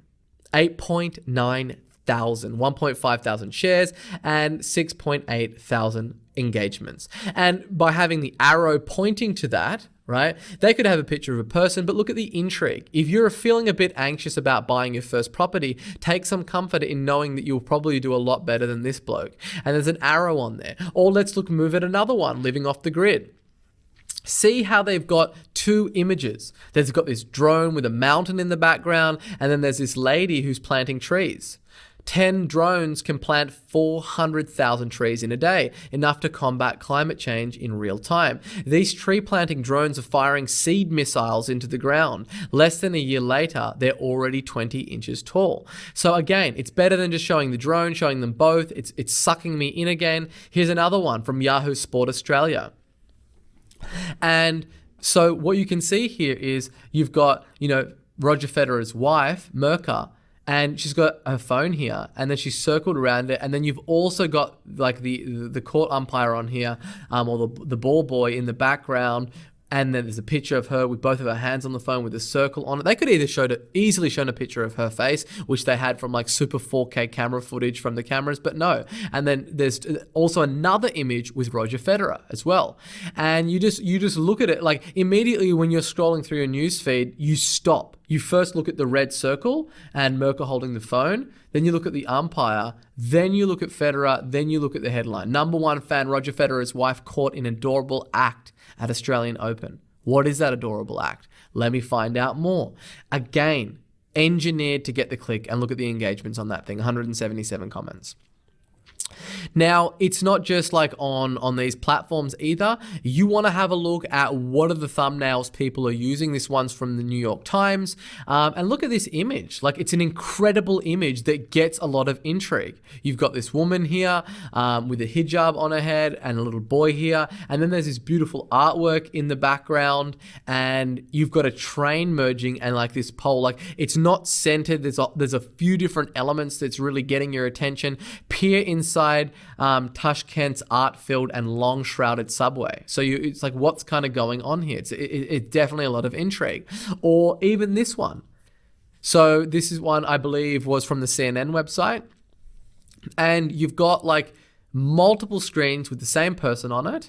Then there's a lot going on. So my mind is trying to comprehend what's going on here. You got the lights in the background, and there's lots of people. There's a woman pointing up or scratching her head and pointing up to the screen. There's lots going on. My brain can't comprehend what's going on. Therefore, it sucks me in. After it sucks me in, I'm then reading the headline. 4 female moderators, 4 female candidates. Power sounds different than it once did. Or this other one. And it's like looking at what are the top stories on something like this gossip site, the Daily Mail. What are people sharing, right? What are people clicking? What is getting the most engagements? Look at these thumbnails. Multiple people, circles around them, squares. You've got zoom in. You've got scandalous pictures. You've got people eating ice creams. It probably has nothing to do with anything other than getting the click. That is what it's about, getting people to click through and find out what the next step is. Here's another one. Could this really be better than a Dyson? Then you've got the Kmart. It's a dual image again. You get the picture. This, again, another place that I always like to look like is what is the trending topics and what is the trending most shared articles and most visited content on any website. And look at these thumbnails. Like, there's no wonder why these are the most popular pieces of content on this website right now. Like, it's this like, there's super high contrast, there's fluoro colors. Like, first of all, inside the hypnotic world of YouTube marble races, there's bright red track and there's marbles there and there's plants and it's taken on an iPhone with flash. What's going on? Then you've got all these calculators here. Then these people with this pattern behind it. This lady, a YouTube hypnotist put me in a trance over Skype. Very curiosity driven headline. And you've got this girl here laying on the couch. Then you've got this knife here cutting this rainbow cube.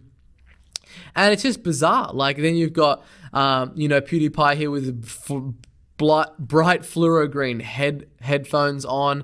You've got, there's just crazy stuff going on everywhere. And there's no wonder why people are clicking. And it only gets more looking at more of these ads. So you obviously got this guy who used to be fat. Now he's all shredded. Doctor's shocked by mother discovers new weight loss method. And there's like a thing of fish oil, which probably has nothing to do with this weight loss method. But again, it looks cool. It gets the click. Doctors are shocked. Skinny pill takes country by storm. And then you've obviously got the before and after picture. 9 people you won't believe actually exist. You've got these 2 bodybuilders here that just look like aliens. And then you've got shocking wrinkle trick revealed here with this gold. All of these images, just look at them. Do they not demand your attention? And then you've got instances like these where are just like these people have gone over the top. Like, this is the absolute extreme depths of the internet in terms of clickbait. So much so that the one that you can see, a lot of these images have been banned. Like the one on the left-hand side, the diabetes discovery shocks doctors. That's just somebody's knees that have they've rested their knees on ball bearings and then got up. And that image was actually banned from ad networks because it was so effective, and they were using it in a misleading way. But just look at all these images. New rule in New York, NY. These 2 girls here, like very bright, high contrast t-shirts with a flash on them. They're handcuffed. Mum's $5 wrinkle tip revealed. You guys have all seen this stuff floating around the internet. There is a reason why it works. It's because it gets attention. So that was the ad that was banned. You won't see that anywhere anymore. Now, the number one reason that these images work is because curiosity really works, because it taps into the way that the human brain is genetically wired. And it specifically appeals to your lizard brain, and it tickles your innate desire for curiosity. So I understand that these images are different. It's not branded. It's completely driven in a way that drives curiosity, because that is what drives a click. And we are giving the Facebook algorithm exactly what it wants. So you're going to notice that common trend that both with the images and also the headlines and everything that we do when we're writing ads, there's always a huge element of curiosity, because there's nothing that drives a click more than that. So here are 2 examples. First of all, the one on the left, it's a video and it's of a girl on this, reformer Pilates machine doing all these crazy moves that immediately interrupts your pattern for curiosity. And then the headline goes on, why have 15,129 Australians joined the Pilates revolution around the world? Or this other one of me holding two magazines, one with my face on it, one with Richard Branson. Immediately, okay, what's going on here? Why is this guy holding two magazines? Then the headline, founder of Australia's #1 fastest growing digital agency, swears under oath his $400 million business growth system is 100% legal. Again, there's a lot of curiosity. So far in the anatomy of a killer Facebook ad, we've covered the eyeball-grabbing headline and then also the pattern interrupt ad image. And this brings us on to the third element, which really is the slippery lead and intrigue. And in my opinion, this is one of the most ignored, but the most important elements of your entire ad. This subtle little leading copy. And that's the first two lines of your Facebook ad. And they will dramatically affect the performance of your ad. And I've seen enormous differences in performance when I'm testing just the two variations of just those first two lines of copy. Okay, I've seen cost per leads drop by 600% by changing nothing more than those lead-in copy. So let's read this lead-in copy. I never thought it would be possible. When I started my business from a rented bedroom, cold calling, desperately searching for clients.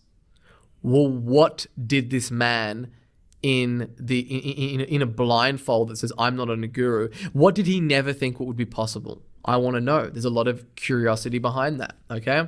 And in this section is really all about really dialing up what I call hair on fire intrigue. And the only thing that we want people to do is to click that see more link. That's the only thing that we want them to do.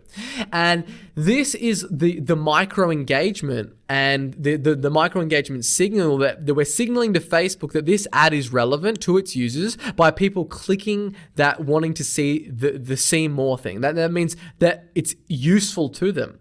And I see people all the time, they underestimate how important this is. And they show their entire hand of cards right from their first lead in the ad copy. They're telling people how great they are, or they're stating their price, or they're cramming all of this other shit in there, like emojis and all this stuff into that lead-in copy. Do not do it.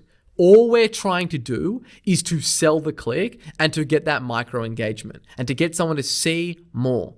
And the way that we do that is by having copy that sells the click and that has a lot of curiosity in it. It's not by having emojis of people with love hearts in their eyes and all that shit. It's not. It's about, because first of all, like the people that typically use those things are, ads. More ads use emojis than a normal post, right? So like realistically, when you're writing these ads, this is what only thing that you want to think about is, does this have hair on fire intrigue? Am I selling the click? So the lead-in copy, it's only 145 to 200 characters in length. And let's take a couple of look at them. Mothers in Australia have found a way to leave their corporate 9-to-5 for good, while working part-time and enjoying a full-time, fulfilling and exciting lifestyle. And right now, you're about to find out exactly how they've done it. See more. Okay, I definitely want to know more at this stage. Okay, or this one. Most businesses are walking around, and I couldn't write the word sex, so I had to put emojis in this one. But this is like the one ad that I've ever put emojis in. So most businesses are walking around trying to have sex with complete strangers. If you own a business, you should know exactly what I'm talking about. Well, what exactly are you talking about? Let me read more.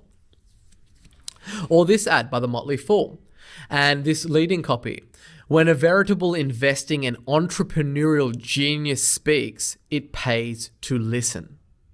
Okay, I want to know more. Japanese billionaire prediction will give you goosebumps. Again, they're selling the hell out of this click. Right? Here's another one.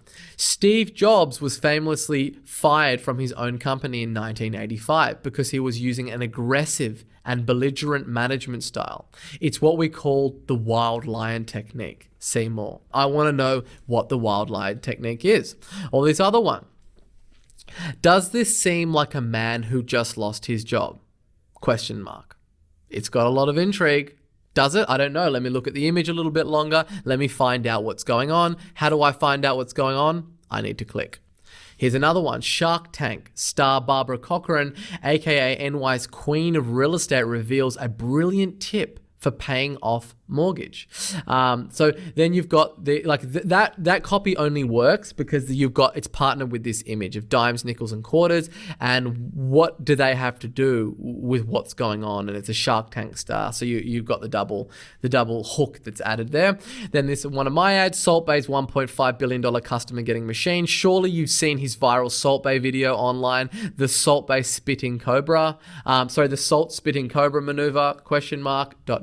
See more. What is it? What's going on here? Or here's another one. Most Americans just don't want to hear about the opportunity in Chinese stocks. The reason? China phobia. Again, it's going to sell the click. Here is another one. The moment that changed America forever, ... which we went over briefly. What is that moment? I need to know. And then you've got this picture, and then you've got the private pension plan almost no one knows about. Again, it's just all loaded up. And these are major players, major advertising players that are making huge moves, turning over tens of millions of dollars. These are the people that you want to look at to find out what is going on. Or here's another one, and it's not necessarily an ad, but it is a news article from the Financial Review. Let's read this. In an alarming indictment about Westpac's senior leadership, Austrac called out systemic failures in its control environment, indifference by senior management, and inadequate oversight by the board. So that's a bit too wordy for me. However, partnered that with this quotation marks and then obviously this picture, it gets you certainly thinking and clicking. Or this one, he's disrupting a $45 billion industry and people are starting to notice ... And like that again, like who is he and how is he disrupting this industry? So this was for a men's luxury watch brand. You know, it's radically different to what a watch brand would typically do. It's a story-based hook. This 24-year-old got 10 million in pre-orders for his watches. Look at the comments and engagement on this thing. 4.4 thousand comments, 3.4 thousand shares, and 46,000 engagements. This drives the algorithm wild. There's no wonder why this brand is going out there and crushing it, as opposed to a more brand-led company, which is like, this is what you'd expect. This is a Daniel Wellington watch thing. Like, look at the headline: quality and design, free returns. They're selling everything just from the headline, and then the lead-in: minimalistic and timeless watches from Daniel Wellington. Find your favorite now. Which one has more raw clicking power on it? It's very easy to see. And a great place to get inspiration for this lead-in copy is again by looking at news websites and looking at the teaser copy that they give you on like the articles on their homepage. So you just have a look at these. Mum who said her children died by suicide charged with murder and bestiality. And just look at some of like the headlines that jump out at you and what's going on here. Couple strikes gold with $10 million discovery. It started off small, but then they realized how much money they stumbled onto. So these are great little hooks that you can reuse. Revealed the most racist and unhappy state in Australia. This survey reveals how Australians feel about immigration and how trusting we are of our government. Sydney prankster accused of trying to profit from New South Wales bushfires. Sign up for BP Plus fuel card and save. That one's not so good. That's an ad. But again, you want to read these sites and start to see what they're saying. Donald Trump won't commit to defending delinquent NATO allies. Girlfriend of London Bridge attack victim shares emotional tribute. Court ruling allows House to enforce subpoenas demanding Trump's tax returns. Mark Zuckerberg, Priscilla Chan gives a rare look inside their personal lives. Again, it's selling what is the hook. Look at these, some of these page 6 headline. Cardi B defends Offset after accused of hitting on Tekashi's 6ix9ine's girlfriend. Gayle King celebrates cellulite cottage cheese thighs with swimsuit pics. Like, it's just, again, loaded with what's going on here. Let me figure it out. So that's what you want to think about when you're writing the slippery lead plus the intrigue. It's just got to be really a slippery slope into the next element of your copy, which is to click to see more, then obviously to look at the image, to read the headline and all of that jazz. Now, the next element that we've got down here is also very unsuspecting. And this is what's called the hair on fire link description. And it's the little link that appears below the headline, typically only on a desktop, that teases a little bit more. And really, you've got limited space on this, and all you want to do is have absolute hair on fire curiosity and burning intrigue description. And that's the only thing that you want to be thinking about, is just how do I make this thing just have absolute hair on fire intrigue. So let's take a little look. Look at these two. The first one, in fact, he's now preparing a $100 billion war chest to invest entirely in this terrifying new technology. Sells the click. The next one, the increasingly fragile internet has once again been broken, ... It's bad in Hong Kong, and the media would have you believe that there's no solving it. That the situation isn't just bad, the situation isn't bad, it's intractably. And then it obviously goes on. But again, look at the image, there's a gun exploding, and then that copy is kind of teasing that things are really bad and it's not going to change and we're beyond even saving it. Here's another one. The next big bankruptcy in America will be unlike anything that we've seen in more than 50 years. No one ... Here is another one that I wrote just for fun. How are thousands of Aussies breaking free from pensioners' prison with this shocking loophole? More here. Purely designed to get super intrigue and get some more clicks. Now, once we've moved past then we want to look up at what we call the greased up body copy. And really with the body copy, long form copy will outsell short form copy. And I typically find that when you're writing long form Facebook ad copy, you want to aim between 600 and 1,000 words. And really, this is an opportunity to completely transform how you think about paid traffic. Because firstly, as I've already established throughout this program, skepticism is rampant online. And really, delivering value is the antidote to skepticism. I'll say that again. Delivering value is the antidote to skepticism. And long-form Facebook ad copy, it really carries a lot of freight. And enough so that the content in it is actually a part of your funnel. That's right. If you're writing, 600 to 1,000 word long form Facebook ad copy, this is pre-qualifying prospects, which dramatically increases the quality of the visitor. And that results in a high quality visitor means that you're getting better conversion rates, better opt-in rates, and overall better clients, which is really ultimately what we're optimizing for. Therefore, it plays a huge part in the overall performance of your funnel. And this is something that you really need to kind of think about. And when you're sitting down to write a Facebook ad, a lot of people are like, let me just slam out this copy. It's not really important, and then move on to some other things. This is incredibly important. And writing one killer ad, it can change your life, because it can change your business. And if you change your business, it will change your life. I've written ads that have gone out there and have made me millions of dollars. And really, when I started to look at the performance of ads and the performance of paid advertising and the effect that they were having on my business and my business's growth, I really started to treat them with the respect that they deserved, and blocking myself out for days and weeks just to write body copy for ads. That's how important it is. Because if I can write one, it can set things on fire, and it can bring down my cost per lead, and it can suck clients into my business. And writing 600 to 1,000 words, it's not just about writing any copy. This needs to be copy that is hard as steel, and it deserves its right. Every word have to fight for its place in the actual body copy. So when you write, I'm going to give you some simple keys. So you want to write in plain English. Your writing and your words must be incredibly simple and incredibly clear. So like if we just like look at the copy on this, bad news. If you thought you could just keep your head down and your nose clean and still get results based on simply putting out great 10x content, think again. The SEO game has changed once again. This one obviously had a bit of a spelling mistake in it.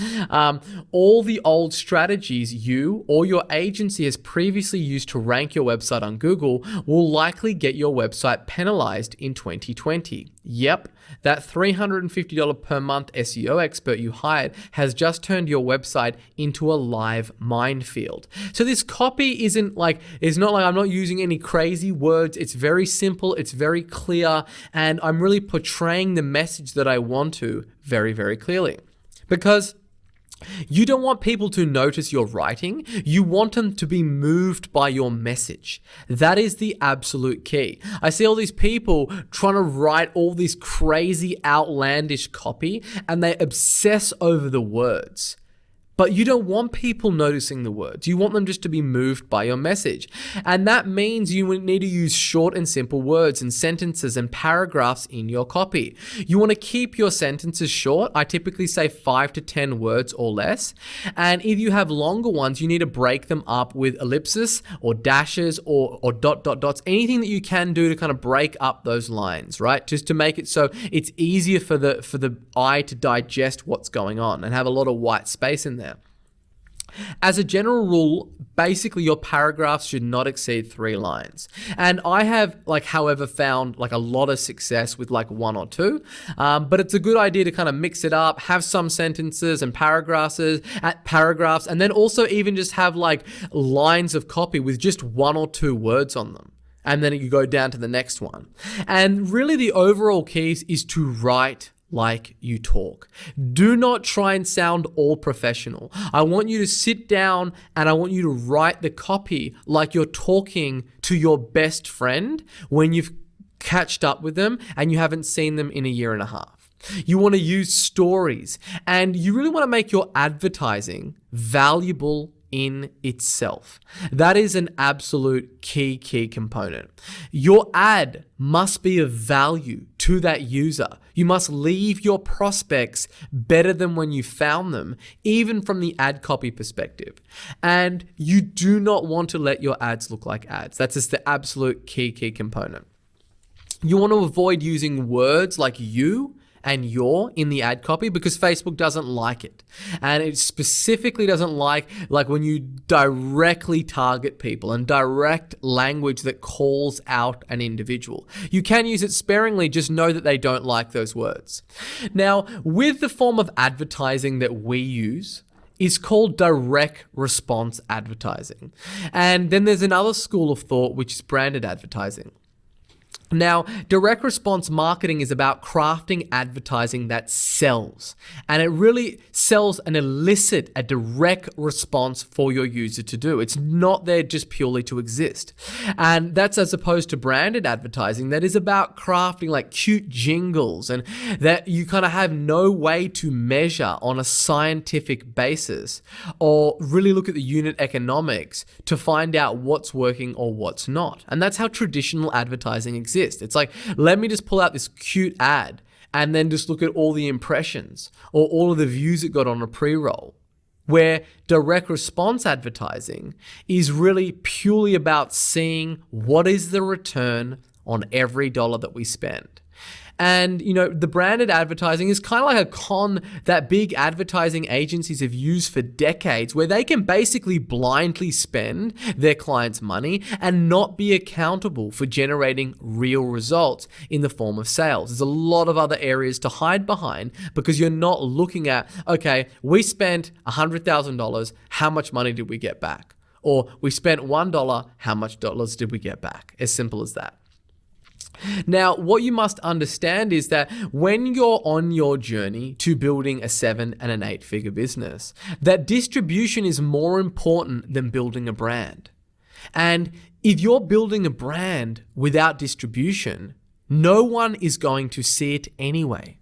You want to stop and let that sink in for a moment. Distribution is more important than building a brand. And if you're building a brand without distribution, no one is going to see it anyway. It absolutely bewilders me when I see business owners and they've spent like 10, 20 grand on a branding package of their logo and their brand mark, and they've gotten their business cards done up. And it's like, what are you going to do with that? Like, you can have the best logo in the world. If you don't have a way where you can go out there and turn $1 into $2, then you are dead as a business when you're scaling. You need to focus purely on distribution, right? And what I mean by distribution is if your ads don't turn $1 into $2, then you won't have any distribution because you won't be able to afford to spend money and then make more money. You will run out of cash. So if your ads don't turn $1 into $2, you won't have distribution. It's as simple as that. So when we're looking at getting distribution, the way that you get distribution is by getting a return on your investment and then further feeding that money back into the system and getting further more distribution. And when it comes to that long form copy versus short form copy, and this whole debate around this is really ridiculous. You know, we have run hundreds and hundreds, if not thousands of campaigns. We've spent $15 million. Long form copy beats short form copy. That's all you need to know. And the whole argument about like, oh, who's going to read all that? The answer is the buyers. The buyers are going to read every single last word, because the reality of it is that you are either reading something that is interesting to you or you are not. What do I mean by that? Well, you are going to either be reading something, whether it's long or it's short, that's interesting to you, or if it's not interesting, whether it's long or short, you're just not going to be reading it at all. So if you are reading something that is interesting, then you want to tell the whole story. And nobody is going to read, watch, or listen to you if you're not providing value. So I'm not talking about you just jam out a whole bunch of words on your word processor until you get to 600 to 1,000 characters. No. That's not what I'm saying, right? Or even 600 to 1,000 words, I should say. It's got to provide value. It's not just long form copy for the sake of being long. The first thing to consider, when you're writing this long form copy is, why does my customer, why does my prospect care? It's got to be really interesting and it's got to be entertaining for them. Otherwise, they're not going to even read anything. So what you must understand is you got to gear the copy in a way that's of value to your prospect, and you want to share like 3 to 5 insights or little valuable gold nuggets without getting too deep into the weeds. But it has to be standalone pieces of value. It's like you want to have a look at like blog posts that you've written or any bit of content that you've put out that has gotten a lot of engagement and people have actually taken the time out of their day to write you an email and be like, oh man, this was awesome, really loved this. And then even looking at repurposing some of that and putting it into an ad. You don't want to go as in depth as you would on a blog post, but again, it needs to have standalone value. That is the way that you're going to be able to combat this kind of skepticism that is just completely rampant online and in today's day and age.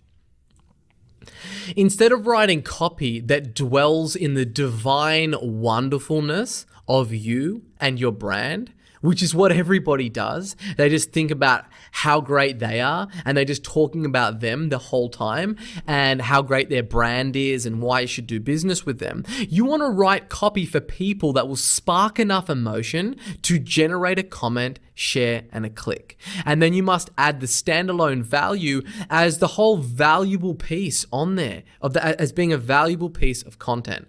So that's just what you want to think more about your prospect than you think about you and what is going to deliver value to them. Now, when it comes to copywriting, ad formulas, there's really kind of 2 models that I'm going to teach you to write for crafting really good Facebook ad copy. So the first one is AIDA, which stands for attention, interest, desire, and action. And this is really the formula that you want to think about when you're writing the body copy of your Facebook ads. So first of all, let's just break this down. So this is a kind of like a long form ad that you can see here. And then it goes on, and then this is kind of the end. So what I'm going to do, I'm going to break down. So this is the whole ad. As you can see, it's really long. This is the starting part of it. So this is the attention piece. Bad news. If you thought you could just keep your head down and your nose clean and still get great results based on simply putting out 10x content, think again. The SEO game has changed once again. Do I have your attention? Wonderful. So now we go on to the next part, which is where we garner their interest.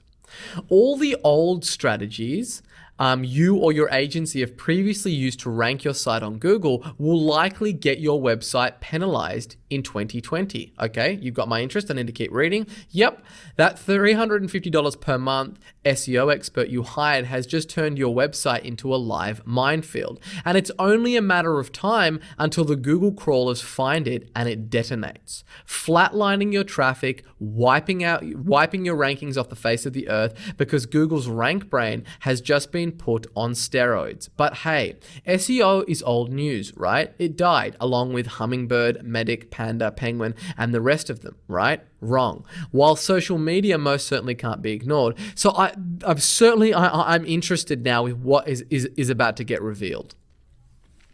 So the interest piece is still going on. The fact is the number one highest converting, most valuable and profit exploding traffic on planet Earth comes from organic search, SEO. If you don't show up on Google when people search for what you're selling, you may as well not exist at all. And look, before you go and say, well, why are you here advertising on Facebook Hotshot? We already rank number one for SEO agencies on Google, plus for thousands of other keywords. And it's not about either or, it's about both. So if you put all your eggs into Facebook ads and Google AdWords basket, these alarming stats will likely scare the pants off you. The average cost per click for Facebook increased by 171% in 2017. Again, I'm not only getting their interest, but I'm also providing valuable and educational stats along the way. And it's expected to more than double again this year. What about Google AdWords CPCs? 2014, $1.02, 2015, $1.55, 2016, $2.14, 2017, $2.62, 2018, $2.76. Google CPC increased 170% in 5 years, and things are only going to get worse. Keeps on going on. Maybe you've done SEO in the past and we're only left with empty promises. Maybe you're thinking SEO doesn't work anymore and it's impossible to trick Google into ranking your site. Or perhaps you're telling yourself that you will stay with AdWords and Facebook ads as they are predictable. If so, you literally are serving up your most valuable customers that are in hunt mode, specifically looking for your products and services, to your competitors for easy pickings. But even if you're doing SEO, there's a problem. The problem is that the rules for SEO have completely changed. The competition is tough. You must know what you are doing or you will get crushed into a fine powder. That's why we've put together this brand new report that is packed with all new insights on how to do SEO in 2020. So now what I'm starting to do is I'm starting to increase the desire, right? I've agitated the problem, I've got their attention, and I've built their interest. Now I need to start building desire. Right, so that's why we put together this brand new report that is packed with all new insights on how to do SEO in 2020. Here's a fraction of what you'll learn. The 8 fastest traffic exploding secrets known to man. These go against everything that you've ever been told by SEO companies. 3 fatal traps no SEO company will ever tell you. These things are like strapping a time bomb to your business's chest.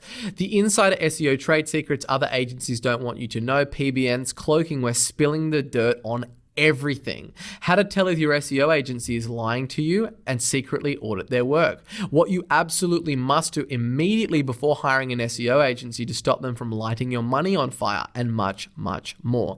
So that is certainly built desire around this free report like crazy. Now it's time to have our action step, which is a call to action. You can download the Ultimate SEO Secrets Black Book free today. This breakthrough free report uncovers 8 bulletproof strategies to open up the floodgates to free traffic. Simply click the link below and get your copy today. Then there's the link, download it here before this report comes down. So notice that in the call to action that I am telling the reader exactly what I want them to do next. I am not assuming it, and you must never assume it. You must be thinking like, Sabri, like you're spelling this thing out. You're saying like, simply click the link below and get your free copy today. Like, wouldn't they just know that if you've got the link in there? I don't want to assume that. I want to be very, very clear with my instructions in the action step. Because if I've gotten somebody to this point, the last thing that I want to do is drop the ball on that last yard. So this is really like where you want to make it very, very clear. And that is like a universal formula that works no matter what it is that you're selling. So that's the ADA formula. Use it. It will really work for you. You'll be able to go out there and crush it. Now, the next one is, and thing to really know is that stories sell. Right? You see a lot of my ads that are all story based. And the reason is that story selling, it works like nothing else. And it is the best way to take a cold audience and to turn them into a really kind of itchy to buy lead and to get them to click on your ad. And I've got this story selling formula that I'm going to be running you through in a framework that you can apply to write really compelling story ads that will really, really work for you.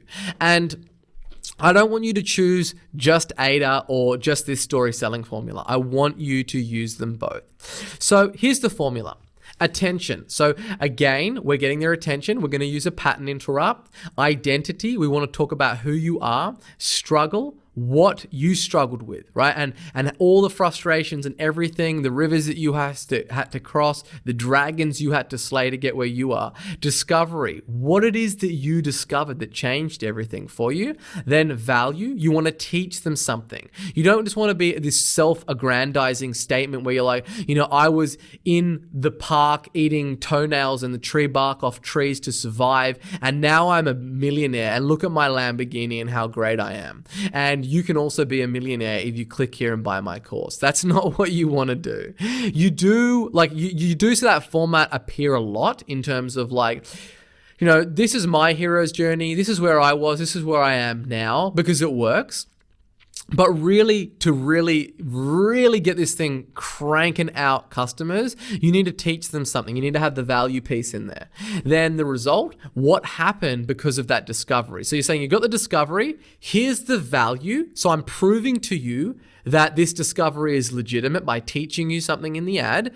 And then this is the result that I got from actually applying what I've just taught you, and of what this discovery gave me, and here's what to do next. And this is a very good formula that, again, you can use in every single industry. Let's just see how I've used this. Marketing is much like dating. If you own a business, you should know exactly what I'm talking about. That is the pattern interrupt piece, okay? So this is the image. You can see dual image of myself here, selling the click, the intrigue like crazy. I'm opening up with a pattern interrupt. So I'm getting their attention. Marketing is much like dating. And if you own a business, you should know exactly what I'm talking about. Here's what most people do. They go out into their marketplace screaming offers to prospects and asking complete strangers to marry them. It's ridiculous. Hi, I'm Sabri Subi, and the embarrassing truth is that 4 short years ago, I was no different. So this is where we're starting to basically identify who I am, right? I've made this statement, I've gotten their attention. Now let's go on to say what I'm talking about. Hi, I'm Sabri Subi, and the embarrassing truth is that 4 short years ago, I was no different. I started my business from my bedroom, desperately cold calling and searching for clients. It was tough, right? So now what am I doing? It was tough, right? I'm getting into the struggle. It was tough. I had no money, no venture capital or business loans. Everything that I had learned in books, blogs, and courses didn't work and simply left me dead broke and frustrated. I could barely make rent and was extremely stressed. Instead of giving up, I went back to the drawing board and started from scratch. I stayed up for nights on end, worked through weekends, eagerly trying to figure out a way where I could completely flip the model and have clients come to me instead of me chasing them.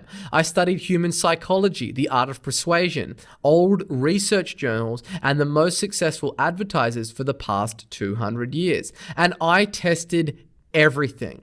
Most of what I tried didn't work until I went against the grain and found something outrageously powerful to sell like crazy. I went from making 150 cold calls per day and practically begging business owners to spare 5 minutes to speak with me to building a rapidly growing $10 million per year powerhouse. What changed? Here is the discovery piece. I figured out how to create a selling machine that inverted the dynamics of the relationship. And instead of desperately hunting for clients and being laughed at, I had prospects waiting in line excited to speak with me. I was winning more clients than I could possibly handle and actually had to stop marketing just so I could catch up on the work. And over the last 4 years, I've spent millions of dollars battle testing and meticulously refining this powerful selling system, successfully deploying it in over 167 different industries and niches for my clients. And the results were incredible. Word got out and I started to get attention. Featured on the cover of magazines next to Richard Branson and Tony Robbins, Arianna Huffington, and crowned as the king of consulting by Founder magazine. Everyone wanted to know what my secret selling system was and how they could apply it to their own business. My company started to win awards and got ranked as the 28th fastest growing business in the country by the Australian Financial Review. Fast forward to today, and this secret selling system is responsible for generating over $400 million in sales for me and my clients. So what is this amazing secret selling system that is so incredibly powerful? Right? So again, I'm just going on. I'm still in the discovery phase. I'm really, leading them up to what's coming next.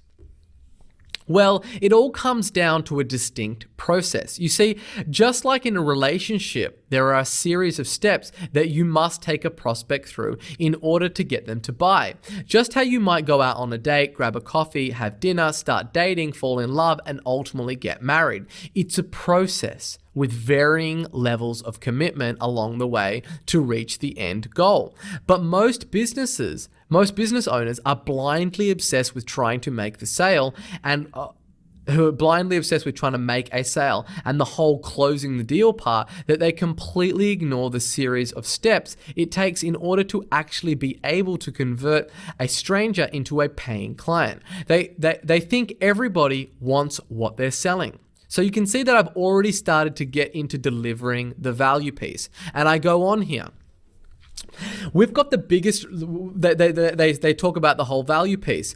The whole selling them piece. We've got the biggest range and the best service. Come and buy our stuff. Get a quote, speak with our team, buy. And they wonder why their business is stagnant and stuck. This is the equivalent to walking up to a complete stranger and asking them to marry you at first sight. They would laugh at you. Let's look at it this way. There are 3 types of traffic you can attract into your business. One is called Tinder traffic. This consists of people who have no idea who you are. This is the majority of your market. Just like a Tinder profile, you're a complete stranger. And what they see on your ad or your landing page will determine if they want to swipe right and know more. 2, warm second date traffic. They've met you, they know you, but they certainly are not sold on you yet. They're sussing you out to see if you're a good fit, but one wrong move and you're history. 3, hot Netflix and chill traffic. This is the audience equivalent of a long-term romantic relationship. They've worked with you in the past, they know all about you, and they're happy to spend all of their time and money with you if they could. Now, most businesses are treating completely cold Tinder traffic like a Netflix and chill audience. They're asking people who have no idea who they are to buy straight away. No whining or dining, nothing. It makes no sense. If you want to have as many clients, customers, and sales as you can possibly handle, you need to look at the temperature of your traffic and adjust your offer to match it. Everything about your ad, offer, landing page must be targeted to maximize the relationship that you have with your traffic. The plan is to successfully take them from Tinder all the way past second date to Netflix and chill. Now we go into the result. So we've told them, delivered the value. Now we need to tell them the result of what we just told them. Having the ability to do that is what took me from $0 to $10 million in 4 years, and is how you really scale a business and win. If you're making this mistake in your marketing efforts and don't make a change, I'm sorry, but you don't have long left. Your business will soon be extinct, crushed into a fine powder that scatters in the wind. Because if you're someone who tends to stagnate, contemplate, and rarely takes action on business growth activities and expansion plans, this new digital economy will chew you up and spit you out. However, if you want to take the shift from business owner to business builder and watch your business grow at a rapid rate, then I have some exciting news for you. I've detailed every single element of this powerful step-by-step selling system in my brand new book titled Sell Like Crazy. So now I'm going into the action steps. And today I want to send you a copy for free, right? Sorry, before that, it shot up from being ranked 90,000 on the day of release to the #1 international bestseller in 10 minutes, within 10 minutes. And today I want to send it to you for free. Simply click the link below to get your free copy today before they're all gone. And then I've got the link here. Claim your free copy now and never ever again worry about where your next customer will come from. And then I also close with a PS. This book is being printed off in limited runs, so order yours today to avoid disappointment. Once the initial print run is gone, you'll be forced to wait up to 6 weeks for your copy to ship out. So that's the whole model. And I wanted to break down every single element so you can see the parts at play here. And you really want to use this model when writing your body copy. It will serve you, it will deliver you customers, it will get you lots of opt-ins, lots of strategy sessions, and lots of clients. Now what we have, lastly, is the non-threatening call to action. So, typically we don't run call to actions. You don't have to. Facebook have made it so you don't have to. And you don't want to have a learn more button if you don't absolutely have to have it on there. We've found that not having a call to action on there, it really increases how native that ad looks like, and it makes it not look like an ad. So if you do have to use one, learn more is the one that we've split tested to the high heavens that's going to get you the best result. Now, you might be thinking like, good God, Sabri, you have really just unloaded on us. You've given us a lot to think about and a lot of content. And look, I have, and I go into it with a lot of detail. And the thing is that I think about this stuff intensely, and I think about it profoundly and very, very deeply, because the effects that it have on my business are incredibly profound. And when you use these formulas and when you think about all these elements and you use my anatomy for writing a killer Facebook ad, you get people like the biggest media buyers like Justin Brook who write you ads. Like, if you don't know Justin, he's a huge name in media buying. He runs a company called Ad Skills and sells media buying course to some of the biggest companies in the world in training up their traffic departments. And he's written a message to me, by the way, love your ads, been telling my team about you for weeks, even featured one of your ads to our customers as an example of a good ad. Or Dan Locke, I've asked my team to look at your work because I think what you're doing is brilliant, very, very brilliant. I absolutely love what you're doing. And like, I just show you that like you don't get these results, you don't get other marketers looking at your ads and studying everything that you're doing unless you're doing something very, very good. And I have applied myself, for thousands and thousands of hours on this to really figure out what works, what doesn't work. And more so, I don't write ads for praise.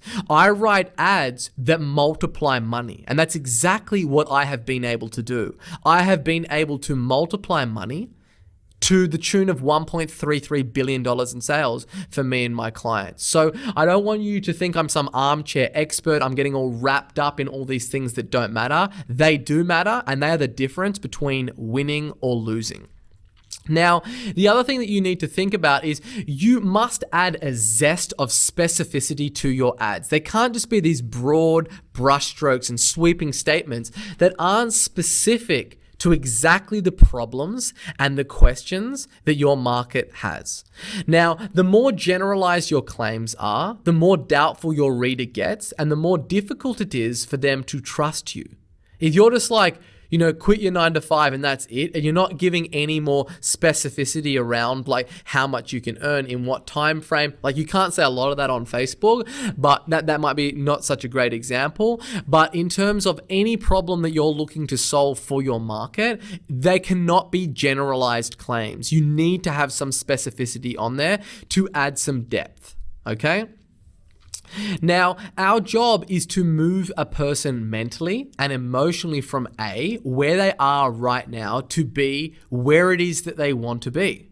So you can see in that ad that I wrote, I started by telling the story about where I was. I was in my bedroom. I was stressed out of my mind because I didn't know where my customer was going to come from. And I was just trying to think about me and my situation more than my prospects. And that was a failing equation to me because I was very stressed, exactly where my prospect would be right now. And then I show them that transformation. So I'm showing them of where I was, i.e. where they are, and where they want to go. And you really can't do this by boring your prospect into buying. You must demand attention. You must entertain them, and you must get your prospect to act. And this whole story, it sucks you in, it entertains you. You want to know what's happening next. And then I make a very illicit call to action of exactly what I want you to do. Now, the other thing that you must understand is you've got kind of two different angles when it comes to writing ads. You've got the positive angle and you've got the negative angle. I.e., do you want to get in the best shape of your life, have energy through the roof and jump out of bed every morning? Or, do you want to go down the negative angle? And do you want to stop feeling lethargic and, have people laugh at you and all of that kind of stuff? Now, what I have found more often than not is not only do the positive angles get approved more than the negative angles on Facebook, but positive hooks rather than negative ones, i.e. you can catch more flies with honey than you can with vinegar. Go with a big benefit. It's going to more often than not get you a winner than really going for a negative hook or angle. And this brings me to my next point. Now, in writing Facebook ads and copywriting, you see proof and credibility and scarcity and urgency and risk reversal. All these things are really critical to your success when you are advertising. But, with a huge, huge but, they all pale in importance to knowing the exact bullseye sweet spot in your prospect's mind that when hit will set their soul on fire. So I don't want you to get caught up in the copywriting. I want you to get caught up with knowing your prospect and what are those hair on fire questions and problems that are keeping them up at night, tossing and turning, unable to sleep. Where you can write copy that might not be the sharpest copy, but because you've hit that bullseye dead in the center, you really set your prospect's soul on fire. And then what I want you to do is I want you to imagine that your prospect to be a big, fat, lethargic slob that is sitting on their couch in the middle of winter watching Netflix, and you need to convince them to go outside in the snow and walk around the block in order to take you up on your offer. What would you need to say in your ad in order to get somebody to do that? And that's what it is that you must put in your ad. It can't be something where it's it just needs to be a little bit of interest. It must set your prospect on fire. It must be the exact bullseye hit for exactly the biggest pressing problem that they're experiencing right now. Otherwise, you're gone. All these copywriting tactics that I'm telling you and teaching you, they're not going to do anything unless you hit that bullseye, unless you have something that is completely and utterly irresistible for your audience. And every single time that you write your ad, I want you to put yourself in the shoes where you are writing to this prospect who is cozy on their couch, they're under their duvet, they've got their favorite snacks, they're shackled up with a loved one, they're watching their favorite show. And what you have, it needs to have so much pulling power that it gets that prospect to have to stop what they're doing, get out of their pajamas, and then walk around the block in a blizzard of snow to get to the solution that it is that you're promising. And if it doesn't do that, then you are dead on arrival and none of this stuff's going to work. So I know it's dramatic, but you really do need to operate from this place when you're putting together your ads. Now, when it comes to the actual ad copy itself, you want to write two angles, two completely unique angles, and then you want to write 5 headlines, 1 body copy, 2 lead-ins, and you want to come up with 5 images. That's basically the rule that you want to do every single time that you write an ad. You want to run newsfeed, desktop, and mobile campaigns only as a general rule of thumb. And I'm going to get more into this more in great detail in the next module, which is actually setting up the campaigns, but they're the kind of rule of thumbs. Now, let's look at the ninja tools and weaponry that I deploy to get an edge in the most ferocious markets that exist in Facebook ads. You might be thinking like, wow, Sabri, like you've already covered so much. Like what else do you have? I've got a lot because this is really the major leagues. I'm talking about turning you into the top 1% of advertisers. I want to arm you with the most effective weaponry for when you go to war so you win.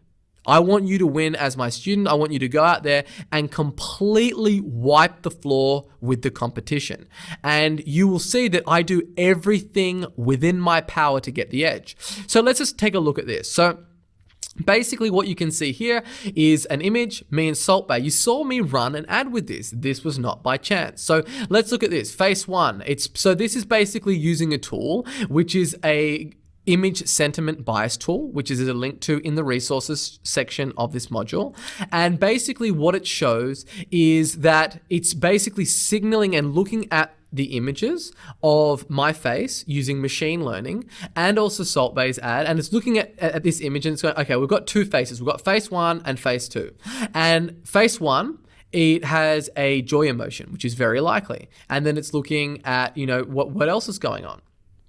So from this, what you can see, so my face is very likely, and then sorrow is very unlikely. Then face 2, joy, not very likely. So you can see like Salt Bae's got like an expressionless thing. He's got sunglasses on. There's not much happening here.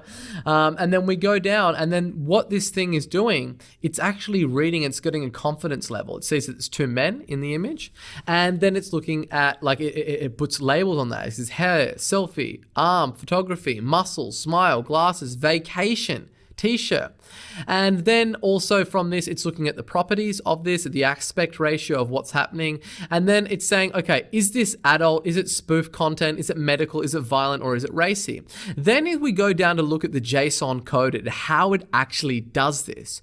So it's got like basically technology where it looks at the face, looks at the right eye, it looks at the distance between the left eye, the right eye, the cheek, the eyebrow to see what the expressions of that face is. And then it can tell me whether or not that image is likely to, have joy as one of the big things that's driving it.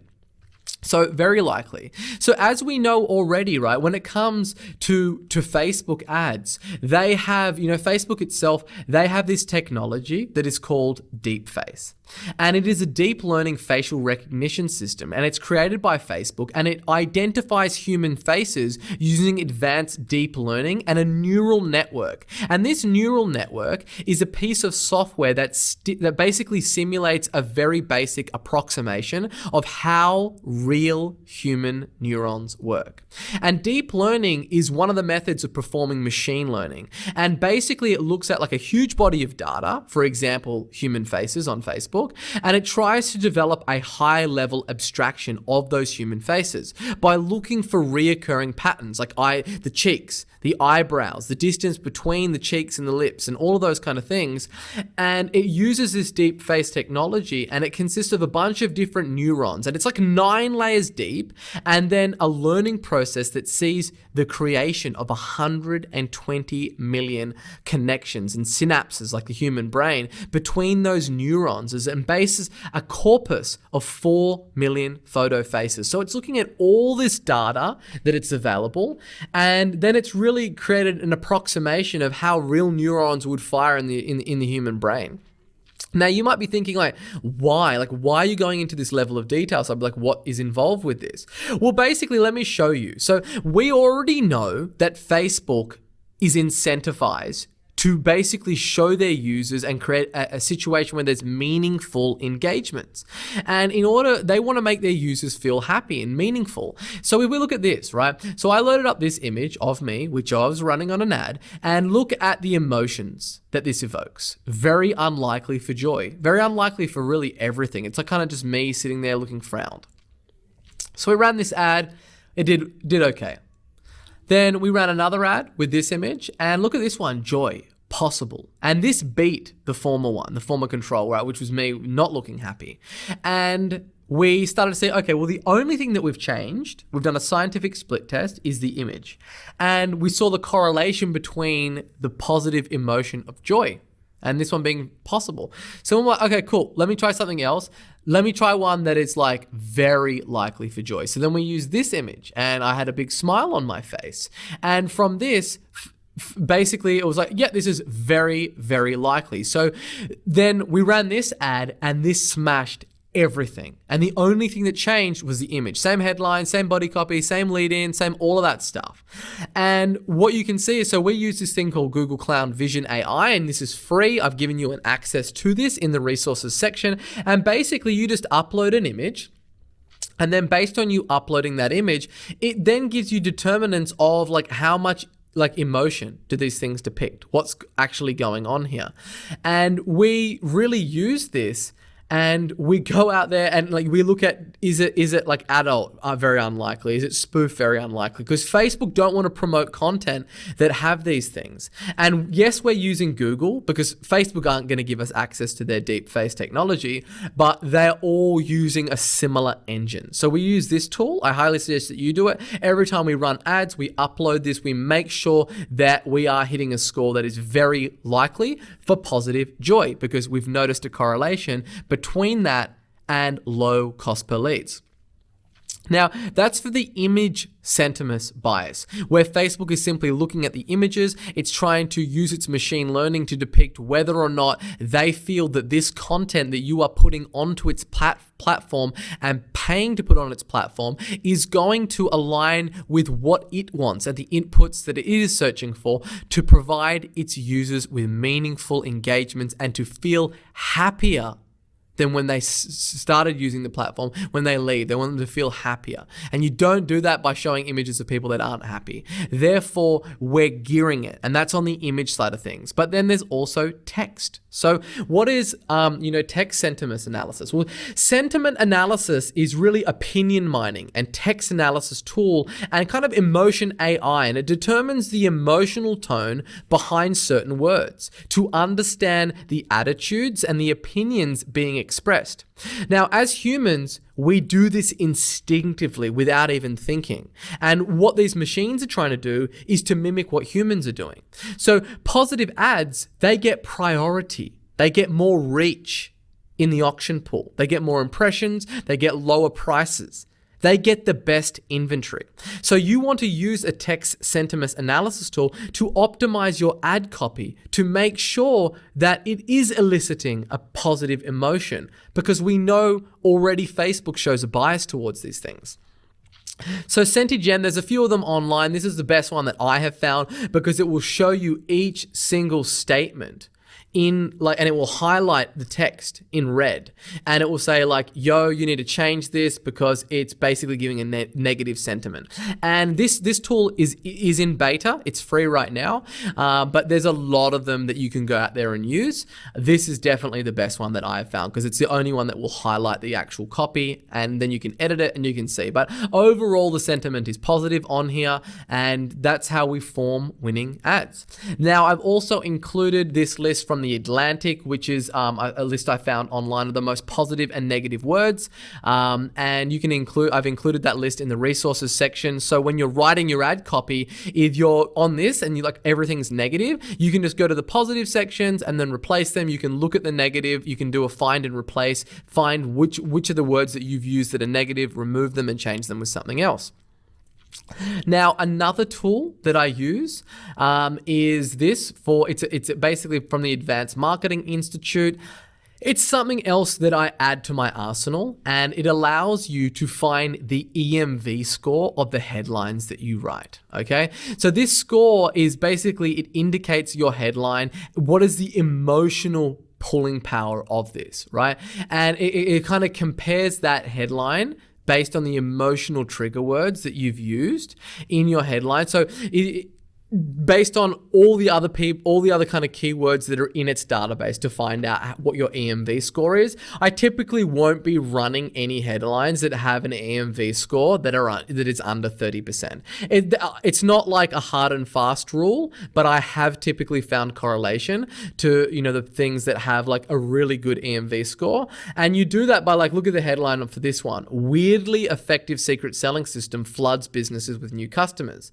And that's really, by having the word weirdly in there, it really jacked up the EMV score. Then another tool that I use is this one by AdParlor, which is also available in the resources section. And what this allows me to do is just get a preview of what my ads look like before I go into Facebook Ads Manager and start putting my ads together. Because the way that my ad looks, that is going to determine what the headline I write is. If I write a headline and it just doesn't sit right, or it doesn't look good on the actual newsfeed, that's going to affect my consumption. Therefore, I'm going to change it to it all looks good. And I can see what the popping power and how well I think this thing's going to command attention in the newsfeed. Again, you don't have to use this. I'm just showing you the ninja tools that I use to kind of get the edge. Now, this is the proof of going through this process and the results that this thing garners. Look at this. We've spent $6,226.60 on this campaign, and we have generated 1,934 leads at just $3.22. If you want a breakthrough result, you have to put in a breakthrough effort. You're not just going to write ads that do very, very well without putting a lot of effort in. That's not how anything in life works. And that's not how advertising works. The results that you achieve are directly proportionate to the amount of effort that you put into crafting these things. And what you'll realize once you start doing the King's Audit and you start looking at your time, you'll realize that there is nothing that is more valuable than you investing your time and energy into these revenue producing activities that move the money needle, or at least being strongly aligned with them. And in the beginning, before you have a huge team, you're going to be doing all of this stuff. And you're not going to be leaving it to chance by some rookie who thinks they know how to write Facebook ads, because I've just showed you how to become an absolute master at these things. Here's another example. 4,973 leads at just 99 cents a lead. We spent 4K or 4.9K, and we've gotten literally thousands of leads. Look at the impressions, 2.79% impression click-through rate on those impressions. How would your life change if you could literally generate 5,000 leads at $1 a pop? How would that change your life? Because that is what I am trying to do. I am trying to change your life, and the way that you do that is by really taking the effort that is required. If you want outrageous, unheard of results, you need to put outrageous and unheard of amount of effort into these to get to where you want to get to. So look, we've covered a lot. The resources section of this, I'm giving you the cheat sheets for Killer Facebook Ads cheat sheet with all the tools, the formulas, everything that you need in there. You're also getting the 1,500 winning headlines cheat sheet. I'm going to give you, the pinups of the anatomy of the Killer Facebook Ads, and also give you the swipe files and cheat sheets of all the really highly targeted clickbait ads that have a huge amount of click-through rates on those, just for inspiration to get the juices flowing. So let's take a look at the action items for today. Understanding that you're writing for man plus machine. You're not just writing for just your prospect. You are writing to both kind of align with what the inputs that the algorithm and the machine wants, and you're also writing for your market. You want to read winning headlines before writing anything. Get those juices flowing. Get into the practice of reading headlines every single morning. Write them every single day before you'll write your copy. Then you want to write 2 entirely different ad angles with the 5 headlines, 1 body copies, 2 leads, and 5 images. And this is a high value skill. You don't want to worry about wasting time on this stuff. There's pretty much nothing that you could be doing right now other than taking strategy sessions and closing leads into clients that is going to be more of a high value task. You want to remember to deliver value in your ads. Your ads must be of standalone value by themselves. And the reason why is that you really need to address that skepticism that is rampant in your market. And value is the antidote to skepticism. So please spend the time and make sure that your ads that you write are a standalone piece of value outside of everything else that's in your funnel. And lastly, you want to create a swipe file of ads that you see that get your attention, a swipe file of all the ads from other competitors in your market so you know the landscape that your ad is out there vying for attention for. Now, what you have just learned is seriously the most lethally potent strategy for exploding the sales and profits, for your Facebook ads and really any display ad network in general. And these are, timeless strategies. And I've never seen anyone go into this level of granular scientific analysis of behavioral economics when applied to Facebook ads. And the reason that I am is I know if you get this stuff right and you apply everything that I've taught you in today's training, this is going to geometrically change your business and you are going to get an absolute quantum leap of growth out of your business. So I hope you got a lot out of it. Get to work and I will see you in the next video.